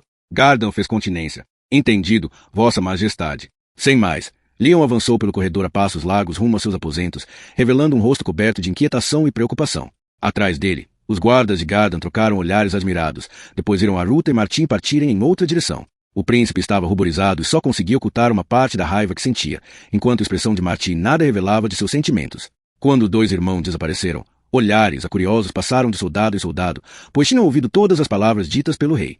Então Gardan falou em tom simpático, mas que transmitia autoridade. Mantenham-se firmes. Continuam em serviço. Ruta, Aruta e Martim, que conversavam em voz baixa enquanto andavam, pararam quando viram o embaixador Questiono tentar alcançá-los, trazendo seu séquito atrás de si. Ele os alcançou, fez uma pequena reverência e disse: Vossa Alteza, Vossa Graça. Bom dia, Vossa Excelência, retribuiu Aruta um tanto bruscamente. A presença de Lord Azarakan recordava de que estavam obrigações sociais a serem cumpridas. Mais cedo ou mais tarde, Aruta sabia, teria de dar atenção aos assuntos corriqueiros do governo. Esse pensamento o irritou. Fui informado, Vossa Alteza, disse o embaixador, que eu e minha comitiva temos de pedir permissão para sair do palácio. É verdade. A irritação de Aruta intensicou-se, embora a raiva fosse dirigida a si mesmo. O fechamento do palácio foi algo natural, ainda que não tivesse considerado a questão frequentemente penosa da imunidade diplomática, esse óleo necessário na engrenagem frequentemente emperrada das relações internacionais. Em tom que indicava um pedido de desculpas, respondeu: Meu caro Lord Azarakan, lamento. No calor do momento, entendo perfeitamente, Vossa Alteza. Dando uma olhada ao redor, prosseguiu: Posso falar a sós com o senhor por um instante? Podemos falar enquanto caminhamos. Aruta fez sinal armativo e Martim ficou para trás, caminhando com os Yus com a guarda pessoal de Azarakan. O embaixador continuou: Este me parece um momento desagradável para aborrecer o rei com tratados. Creio que é o momento indicado para visitar meu povo em Jaipur. Ficarei por lá algum tempo. Retornarei para cá, ou irei a Hilano, conforme necessário, para discutir tratados assim que a situação acalmar. Aruta observou o embaixador com atenção. O serviço de espionagem de Volney haviam revelado que a Imperatriz enviará uma de suas melhores mentes para negociar com o reino. Meu caro Lord Azarakan, agradeço-lhe por levar em consideração meus sentimentos, bem como os da minha família, neste momento difícil. O embaixador fez um aceno com a mão ao ouvir o comentário, minimizando-lhe a importância. Não há honra alguma em superar aqueles que se encontram atormentados pela tristeza e a angústia. Quando este assunto desagradável terminar, espero que tanto você como seu irmão cheguem à mesa de negociações com as cabeças descansadas, e então discutiremos sobre o Vale dos Sonhos. Pretendo conquistar concessões a partir daquilo que de melhor tiverem para oferecer, Vossa Alteza. Agora, seria simples demais tirar partido da situação. Vocês precisam da aprovação de Case no que diz respeito ao futuro casamento do rei com a princesa Magda de Holden. Como ela é a única do rei Carole, caso algo aconteça ao irmão dele, Dravos, o príncipe da coroa, qualquer ilho por ela gerado ocuparia os 2 tronos, o das ilhas e o de Holden. Ora, como há muito consideramos Holden como parte da esfera de influência de Case, bem, o senhor entende certamente o motivo de nossas preocupações. Meus cumprimentos ao Corpo Imperial de Espionagem, Excelência, armou Aruta em um reconhecimento pesaroso. Somente ele e Martim tinham conhecimento daquele fato. Oficialmente, esse grupo não existe, embora tenhamos fontes que desejam manter o status quo. Agradeço sua sinceridade, Excelência. Também temos de discutir a construção de uma nova armada questionana que está sendo feita em Durbin, o que constitui uma violação do Tratado de Chamata. Lord Azarakan balançou a cabeça e disse com afeto: Aruta, espero com ansiedade a oportunidade de negociar com você. E eu com você. Darei ordens aos guardas para que permitam que parta com sua comitiva quando assim desejar. Peço somente que se certifique de que ninguém saia disfarçadamente infiltrado em seu séquito. Ficarei no portão identificando todos os soldados e serviçais pelo nome à medida que vão passando, Vossa Alteza. Aruta não duvidava da capacidade do embaixador de fazer o que acabará de dizer. Seja lá o que o destino guarde, Abdur Hasham Memo Azarakan, mesmo que um dia nos enfrentemos em um campo de batalha, sempre o considerarei um amigo generoso e honrado. Estendeu a mão. Abdur apertou-a. É uma honra, Vossa Alteza. Enquanto eu for sua voz, Case negociará sempre de boa fé e com propósitos dignos. O embaixador fez sinal aos companheiros para que se juntassem a ele. Depois de pedir licença a Aruta, partiram. Marti aproximou-se do irmão e disse: Ele, pelo menos por enquanto, esse será um problema a menos. Aruta concordou. Por ora. É provável que aquela velha raposa esperta faça deste palácio sua embaixada e eu acabe em uma pensão barata nas docas, com a corte. Então temo de pedir que Jimmy nos recomende uma das melhores. Lembrando-se de repente, Marti perguntou: Aliás, onde ele está? Não o vejo desde que interrogamos Jack risonho. Anda por aí. Tinha tarefas a executar. Martin indicou que entendia e os dois irmãos prosseguiram corredor afora. Auri girou ao ouvir alguém entrar. Carline fechou a porta atrás de si e parou, olhando para a trouxa de viagem do cantor posta ao lado do alaúde na cama. Ele acabará de prepará-la e estava vestido com sua velha roupa de viajante. Ela semicerrou os olhos e acenou com a cabeça uma única vez, com a de entendida. Vai a algum lugar? O tom da princesa era gélido. Pensou em dar um pulo a Sartre para fazer umas perguntas. Não é verdade? Laurie levantou as mãos em súplica. É por pouco tempo, minha amada. Volto depressa. Sentando-se na cama, Carline exclamou: você é igual a Aruta e a Marti. Acham que ninguém no palácio tem inteligência para soar o nariz sem que um de vocês diga como fazer. E então algum bandido, outra coisa qualquer lhes corta a cabeça. Laurie, às vezes ficou tão irritada. Sentou-se ao seu lado e colocou o braço em seus ombros, encostando-se nele. Ficamos tão pouco tempo juntos desde que chegamos e é tudo tão horrível. Sua voz se embargou ao começar a chorar. Coitada da Anita, disse, pouco depois. Secando as lágrimas em ar de Dizal, prosseguiu. Odeio chorar. E ainda estou zangada com você. Você ia partir sem se despedir e fugir. Eu sei. Bom, se for, não volte. Mande uma mensagem dizendo o que descobriu. Se sobreviver até lá, mas não volte a pôr os pés neste palácio. Nunca mais quero vê-lo. Levantou-se e se dirigiu à porta. Laurie seguiu-a de imediato. Agarrou-a pelo braço e a virou para si. Minha amada, por favor, não. Se me amasse, pediria minha mão a Leon.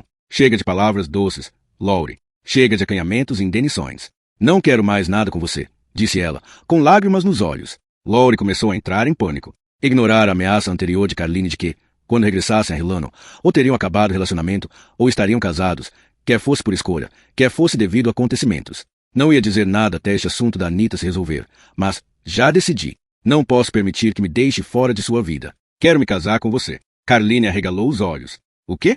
Disse que quero me casar. Ela tapou sua boca com a mão. Depois o beijou. Durante um longo e silencioso momento, palavras não foram necessárias. Afastou-se, esboçando um sorriso perigoso. Balançando a cabeça em negação, falou com afeto. Não, não diga mais nada. Não permitirei que volte a escurecer minha mente com palavras cheias de mel. Caminhou devagar até a porta e a abriu. Guardas! Chamou, e no mesmo instante surgiram dois. Apontando para um Laurie atônito, ordenou. Não o deixe mexer um dedo. Se ele tentar sair, sentem-se em cima dele. Carline desapareceu de vista pelo corredor e os guardas mostraram expressões divertidas, enquanto contemplavam Laurie, que suspirou e sentou-se na cama. Decorridos poucos minutos, a princesa voltou arrastando um padre tule irritado. O velho sacerdote trazia o roupão vestido às pressas, pois já se preparava para dormir. Leon, com ar igualmente incomodado, seguia a irmã. Laurie deixou-se cair para trás na cama com um gemido audível quando Carline entrou de repente no quarto e apontou para ele. Ele disse que quer se casar comigo. Laurie endireitou-se. Leon fitou a irmã com ar admirado. Devo dar-lhe os parabéns ou mandar enforcá-lo? Pelo seu tom de voz, é difícil saber. Laurie ficou em pé de um salto como se lhe tivessem espetado uma agulha e avançou para o rei. Vossa Majestade, não deixe que ele fale, interrompeu Carline, apontando um dedo acusador a Laurie. Com um sussurro ameaçador, acusou. Ele é o rei de todos os mentirosos e sedutor de inocentes. Tentará escapar. Balançando a cabeça, Leon disse entre dentes. Inocentes? De repente, sua expressão ficou sombria. Sedutor? Fixou o olhar em Laurie. Vossa Majestade, por favor, implorou Laurie. Carline cruzou os braços e bateu com o pé no chão demonstrando impaciência. Aí está ele. Resmungou. Está vendo se consegue se livrar do compromisso de se casar comigo. Tule se interpôs entre Carline e Laurie. Majestade, posso? Por favor, Leon respondeu, com um ar confuso. Tule olhou primeiro para Laurie, em seguida, para Carline. Devo entender que quer se casar com este homem. Alteza? Sim. E você, meu senhor? Carline ia falar, mas foi interrompida por Leon. Deixe-o falar. Laurie ficou imóvel, piscando no silêncio repentino. Encolheu os ombros como se quisesse transmitir que não entendia o motivo daquele alvoroço. Claro que sim, padre. Leon parecia no limite da paciência. Mas então qual é o problema? Dirigiu-se a Tule. Espalhe a notícia. Bem, na semana que vem. Depois desses últimos dias, temos de aguardar um pouco. O casamento será celebrado depois, de tudo ficar mais calmo. Você tem objeções, Carline? Ela balançou a cabeça, com lágrimas nos olhos. Leon prosseguiu. Um dia, quando for uma velha senhora casada com dúzias de netos, terá de me explicar tudo isso. Voltando-se para Laurie, comentou. Você é mais corajoso do que a maioria dos homens. Olhando de relance para a irmã, acrescentou, e também mais sortudo. Beijou-a no rosto. Pois bem, se era só este o assunto, vou me recolher. Carline lançou-se ao pescoço do irmão e deu-lhe um abraço apertado. Obrigada. Ainda balançando a cabeça, Leon saiu. Deve haver alguma razão para esta necessidade urgente de pedidos de casamento a uma hora tão tardia, disse Tully. Em seguida, virou as palmas das mãos para cima e acrescentou, quase sem pausa. No entanto, esperarei para ouvi-la a outra hora. Agora, se me dão licença, ele não deu a mínima oportunidade para que Carline falasse, pois saiu do quarto praticamente correndo. Os guardas o seguiram, fechando a porta. Carline sorriu para Laurie quando ficaram sozinhos. Bem, está feito. Até que enfim. Laurie sorriu de orelha a orelha ao abraçá-la pela cintura. Sim, está, e com algum sofrimento. Algum sofrimento, exclamou Carline, dando-lhe um soco no estômago com um impacto considerável. Laurie dobrou-se, sem fôlego. Caiu para trás, sobre a cama. Carline aproximou-se da beira da cama e ajoelhou-se a seu lado. Ao tentar se levantar, ela pôs a mão em seu peito, empurrando. Quem você acha que eu sou? Uma lacaia desleixada que você tem de aturar em benefício de ambições políticas? Na brincadeira, puxou as tiras de couro da túnica do cantor. Eu devia mandar que atirassem você nas masmorras. Algum sofrimento, seu monstrinho. Agarrando-a pelo vestido, Laurie puxou-a para si até conseguir ficar perto para beijá-la. Dando um grande sorriso, disse, Olá, meu amor. E logo se perderam nos braços um do outro. Mais tarde, Carline, que cochilara, despertou e perguntou, Você está feliz? Laurie riu, fazendo a cabeça da princesa sacudir, pois estava apoiada em seu peito. Claro que sim. Afagando-lhe o cabelo, quis saber. O que foi aquilo tudo com seu irmão e Tully? Ela deu uma risada abafada. Depois de quase um ano tentando fazer com que você me pedisse em casamento, não ia deixar que se esquecesse de que finalmente fez o pedido. Até onde eu sei, você poderia simplesmente estar tentando se livrar de mim para escapar para Sartid. Oh, céus! Exclamou Laurie, saltando da cama. Aruta! Carline virou-se e encostou-se à almofada que ficará vazia. Quer dizer que iam ambos fugir escondidos? Sim. Não. Quer dizer... Ah, diabos! Laurie vestiu as calças e olhou ao redor, à procura de alguma coisa. Onde está a outra bota? Estou uma hora atrasado. Depois de se vestir, sentou-se ao lado dela. Tenho de ir. Nada impedirá a Aruta de ir. Você sabe disso. Carline agarrou o braço dele com força. Sabia que iam os dois. Como pretendem sair do palácio? Jimmy. Ela acenou com a cabeça. Calculo que exista uma saída que ele se esqueceu de mencionar ao arquiteto real. Qualquer coisa desse gênero. Tenho de ir. Por mais uns instantes, ela não largou seu braço. Não fez os votos de brincadeira, não é? Jamais o faria. Inclinou-se para beijá-la. Sem você, não sou nada. Em silêncio, ela chorou, sentindo-se plena e vazia ao mesmo tempo. Ciente de que encontrar o companheiro de sua vida, temia perdê-lo. Como se lesse seus pensamentos, Laurie disse, Ellie, eu volto. Carline, nada poderá me afastar de você. Se não voltar, irei procurá-lo. Ele partiu depois de um beijo rápido, fechando a porta devagar. Carline afundou-se na cama, aproveitando o máximo que pôde de seu derradeiro calor. Auria entrou sorrateiramente nos aposentos de Aruta quando os guardas do corredor se encontravam no lado oposto da ronda. Na escuridão, ouviu chamar seu nome. Sou eu, respondeu. Aruta abriu a portinhola da lamparina, iluminando o quarto. A singela fonte de luz dava um ar cavernoso à antecâmara dos aposentos do príncipe, que disse, está atrasado. Aos olhos de Laurie, o príncipe e Jimmy pareciam guras sobrenaturais devido ao clarão amarelo da lanterna que os iluminava de baixo para cima. Aruta vestia um traje simples de mercenário, botas de montar até o joelho, calças de lã grossa, um colete de couro pesado sobre uma túnica azul e um orete preso ao cinto. Por cima, portava uma pesada capa cinzenta cujo grande capuz caía sobre os ombros. Contudo, o que levou Laurie a demorar um pouco mais o olhar foi a luz que os olhos de Aruta pareciam emitir. Prestes a iniciar a viagem para Sar, ardiam de impaciência. Vá na frente. Jimmy levou-os até uma porta baixa escondida na parede, por onde todos passaram. Pelos túneis antiquíssimos do palácio, Jimmy deslocava-se depressa, descendo a um nível ainda mais abaixo do das úmidas masmorras. Aruta e Laurie seguiam calados, ainda que o cantor soltasse uma imprecação em voz baixa quando pisava em algo mole ou em algo que fugia. Estava grato pela ausência de uma iluminação melhor. De repente, subiram toscos degraus de pedra. Ao chegarem a uma plataforma, Jimmy empurrou para cima uma parte do teto de pedra, aparentemente vazia. Ouviu-se um ranger. Moveu-se um pouco e Jimmy informou. É muito apertado. Contorceu-se para passar e pegou os pertences que os outros lhe passaram. A base de uma pedra do outro lado fora habilmente construída para oscilar para o lado, embora o tempo e a falta de uso lhe tivessem conferido certa resistência. Aruta e Laurie conseguiram passar e o primeiro perguntou. Onde estamos? Atrás de uma sebe no Parque Real. O portão dos fundos de acesso ao palácio cá a cerca de 130 metros naquela direção, respondeu Jimmy. Indicou um caminho. Sigam-me. Conduziu-os através de arbustos espessos até um bosque onde aguardavam 3 cavalos. Aruta comentou. Não pedi para você comprar 3 montarias. Exibindo um sorriso insolente, visível ao luar, Jimmy retorquiu. Mas também não pediu para não comprar, Vossa Alteza. Laurie achou melhor não se envolver. Ocupou-se em prender a trouxa na montaria mais próxima. Temos de nos apressar. Aruta armou, e não estou com paciência para isso. Você não pode vir, Jimmy. Jimmy dirigiu-se a uma das montarias, saltou com leveza para a cela. Não recebo ordens de aventureiros desconhecidos, de mercenários sem trabalho. Sou escudeiro do príncipe de Krondor. Tateou a trouxa atrás da cela e retirou o orete, o mesmo que Aruta lhe oferecerá. Estou pronto. Já roubei tantos cavalos que me tornei um bom cavaleiro. Além disso, tudo sempre parece acontecer no lugar em que você está. Por aqui as coisas devem ficar muito monótonas sem você. Aruta olhou para Laurie, que disse, é melhor deixá-lo vir para podermos vigiá-lo. Se não deixarmos, acabará nos seguindo. Aruta parecia prestes a protestar quando Laurie prosseguiu. Não podemos chamar os guardas do palácio para que o prendam. O príncipe montou, visivelmente contrariado. Sem dizer mais nada, viraram os cavalos e saíram do parque. Deslocaram-se por ruelas escuras, por ruas estreitas, avançando a passo moderado para não atraírem atenções indevidas. O portão oriental cá por aqui, Jimmy os informou.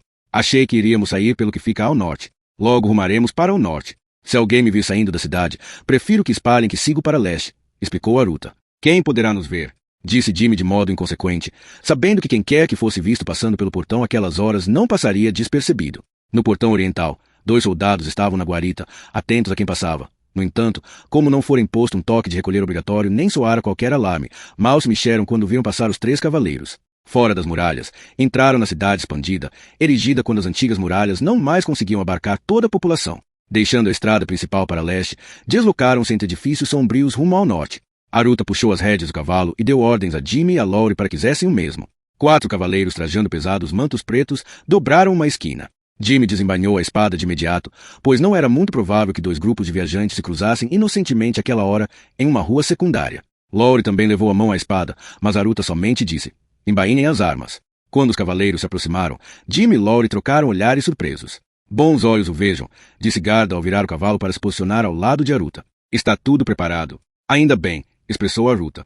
Olhando atentamente para os cavaleiros que acompanhavam Garda, perguntou, 3? Na penumbra, ouviu-se a risada bem-humorada de Garda. Como não ouvi mais, achei que o escudeiro Jimmy provavelmente teria decidido acompanhá-lo, com ou sem permissão. Por isso tomei as devidas precauções. Estou enganado? Não. Capitão, disse Aruta, não se esforçando para disfarçar seu desagrado. Seja como for, o David aqui é seu guarda mais baixo. No caso de uma perseguição, à distância ele vai se parecer com o rapaz. Fez sinal aos 3 cavaleiros, que partiram rumo à estrada oriental. Jimmy deu risadinhas ao vê-los passar, pois um dos guardas era um indivíduo esguio de cabelo escuro e o outro era louro, tinha barba e levava um alaúde preso às costas. Os guardas do portão não pareceram prestar muita atenção, observou Aruta. Pode ficar descansado quanto a isso, Alteza. São os maiores fofoqueiros dentre os sentinelas da cidade. Se a informação de sua partida escapar do palácio, em poucas horas toda a cidade ficará sabendo que foi visto rumo ao oriente. Aqueles 3 cavaleiros prosseguirão até o Charco Negro, se não forem interceptados antes disso. Se me permite a sugestão, é melhor partirmos sem demora. Partirmos? Perguntou Aruta. São ordens, majestade. A princesa Carline me informou que eu não precisaria mais voltar a Krondor se lhes acontecesse algo de mal. Garda indicou Laurie e Aruta. Com um falso tom magoado, Jimmy disse, de mim ela não disse nada, os demais ignoraram o comentário. Aruta olhou para Laurie, que suspirou.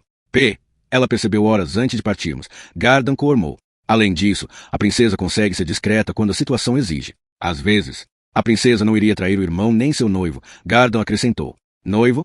Questionou Aruta. Mas que noite agitada. Bem, ou você acabaria sendo expulso do palácio, ou casando-se com ela. Jamais conseguirei entender o gosto dela para homens. Muito bem, parece que não há forma de me livrar de nenhum de vocês. Vamos partir. Os 3 homens e o garoto esporearam os cavalos e retomaram a viagem. Levaram alguns minutos para atravessar a cidade além das muralhas, tomando o caminho para o norte, rumo a Sartid. Perto do meio-dia, os viajantes contornaram uma curva na estrada da costa e encontraram um viajante solitário sentado à beira da estrada do rei. Vestia um traje de caçador de couro tingido de verde. Seu cavalo malhado pastava ali perto e ele esculpia um pedaço de madeira com sua faca de caça. Vendo o grupo se aproximar, guardou a faca, atirou o pedaço de madeira no chão e reuniu seus pertences. Cobriu-se com uma capa e prendeu seu arco às costas quando Aruta puxou as rédeas. Marti cumprimentou Aruta. O duque de Criden montou no cavalo. Demorou muito mais tempo para chegar aqui do que eu havia previsto. Há alguém em Krondor que não saiba da partida do príncipe? Perguntou Jimmy. Como não são todos como você? Poucos perceberam, respondeu Marti sorrindo. Retomaram a viagem e Martim disse a Aruta. Leon pediu que dissesse a você que colocará todas as pistas falsas que conseguir. O rei sabe? Laurie se surpreendeu. Claro que sabe, confirmou Aruta e indicou Marti. Desde o início nós 3 planejamos tudo isto. Gardan colocou um número exagerado de guardas à porta de meu gabinete quando Leon me proibiu de partir. Marty acrescentou. Leon autorizou que alguns de seus guardas pessoais passassem por nós, entre os quais um sujeito sisudo e um camarada louro e barbudo para representar a Aruta e Lowry. Exibindo um raro sorriso rasgado, prosseguiu. Há um belo homem abrutalhado que ocupa meus aposentos. Leon até conseguiu permissão do embaixador questiano para recorrer àquele mestre de cerimônias alto e barulhento. Ele deverá entrar sorrateiramente no palácio depois que os questianos partirem hoje. Com uma barba falsa, cara muito parecido com o nosso capitão aqui. Pelo menos, a cor é idêntica. Será visto aqui e ali pelo palácio. Gardan riu. Então quer dizer que, no fundo, você não tentou partir sem que soubessem, constatou Lowry, admirado. Não, cormou Aruta. Procurei partir no meio de uma nuvem de confusão. Sabemos que quem quer que esteja por trás de tudo isto enviará mais assassinos, ou assim Jack risonho parecia acreditar. Dessa forma, se houver espiões em Krondor, só depois de alguns dias eles saberão o que aconteceu. Quando descobrirem que saímos do palácio, não terão certeza do rumo que tomamos. Somente aqueles que, como nós, estavam presentes quando Pug enfeitiçou o quarto de Anita sabem que temos de viajar até Sartre. Jimmy deu uma gargalhada. Um golpe de mestre, essas informações confusas. Se alguém ouvir dizer que foi para um lugar, e depois outra pessoa indicar outro, ninguém saberá em quem acreditar. Leon foi meticuloso, disse Marty. Vai enviar hoje outro grupo vestido como vocês três para o sul em direção à Doca da Estrela, acompanhando Coogan e a família de Pug. Eles não se esforçarão muito para passarem despercebidos. Virou-se para Aruta, acrescentando. Pug diz que vai procurar uma cura para Anita na biblioteca de Macros. Aruta puxou as rédeas de seu cavalo e os outros também pararam. Estamos a meio-dia a cavalo da cidade. Se não formos surpreendidos até o pôr do sol, creio que podemos considerar que ninguém está nos perseguindo. Nesse caso, só temos de nos preocupar com o que nos aguarda pela frente. Fez uma pausa, como se o que diria em seguida não fosse algo fácil de falar. Apesar de todas as brincadeiras, vocês todos escolheram um perigo. Passou a olhar por todos os rostos. Considero-me um homem de muita sorte por ter tão grandes amigos. Jimmy pareceu mais envergonhado do que os demais ao ouvir as palavras do príncipe, reprimindo a vontade de engolir em seco. Disse, nos zombadores, temos, ou melhor, tínhamos um voto. Ele é baseado num provérbio antigo. Só depois de esfolado se sabe que o gato está morto. Quando surgiu uma tarefa complicada e um homem desejava transmitir aos outros que estava disposto a levá-lo até o M, dizia, até esfolarmos o gato. Olhava para os outros e dizia, até esfolarmos o gato. Até esfolarmos o gato, disse Lowry, e a frase foi repetida por Gardan e Marty. Por fim, Aruta declarou, agradeço a todos. Esporeou então o cavalo e os outros o seguiram. Marty cavalgou ao lado de Lowry. Por que demoraram tanto? Fiquei retido, explicou Lowry. É complicado. Vamos casar. Isso eu sei. Gardan e eu estávamos à espera de Leon quando ele voltou de seu quarto. Creio que Carline poderia ter arranjado coisa melhor. A expressão de Lowry traiu o desconforto que sentia. Até que Marty esboçou um sorriso ao acrescentar. Por outro lado, também poderia ter arranjado pior. Inclinando-se, estendeu a mão. Que sejam felizes para sempre. Depois o aperto de mãos, disse. No entanto, isso não justifica o atraso.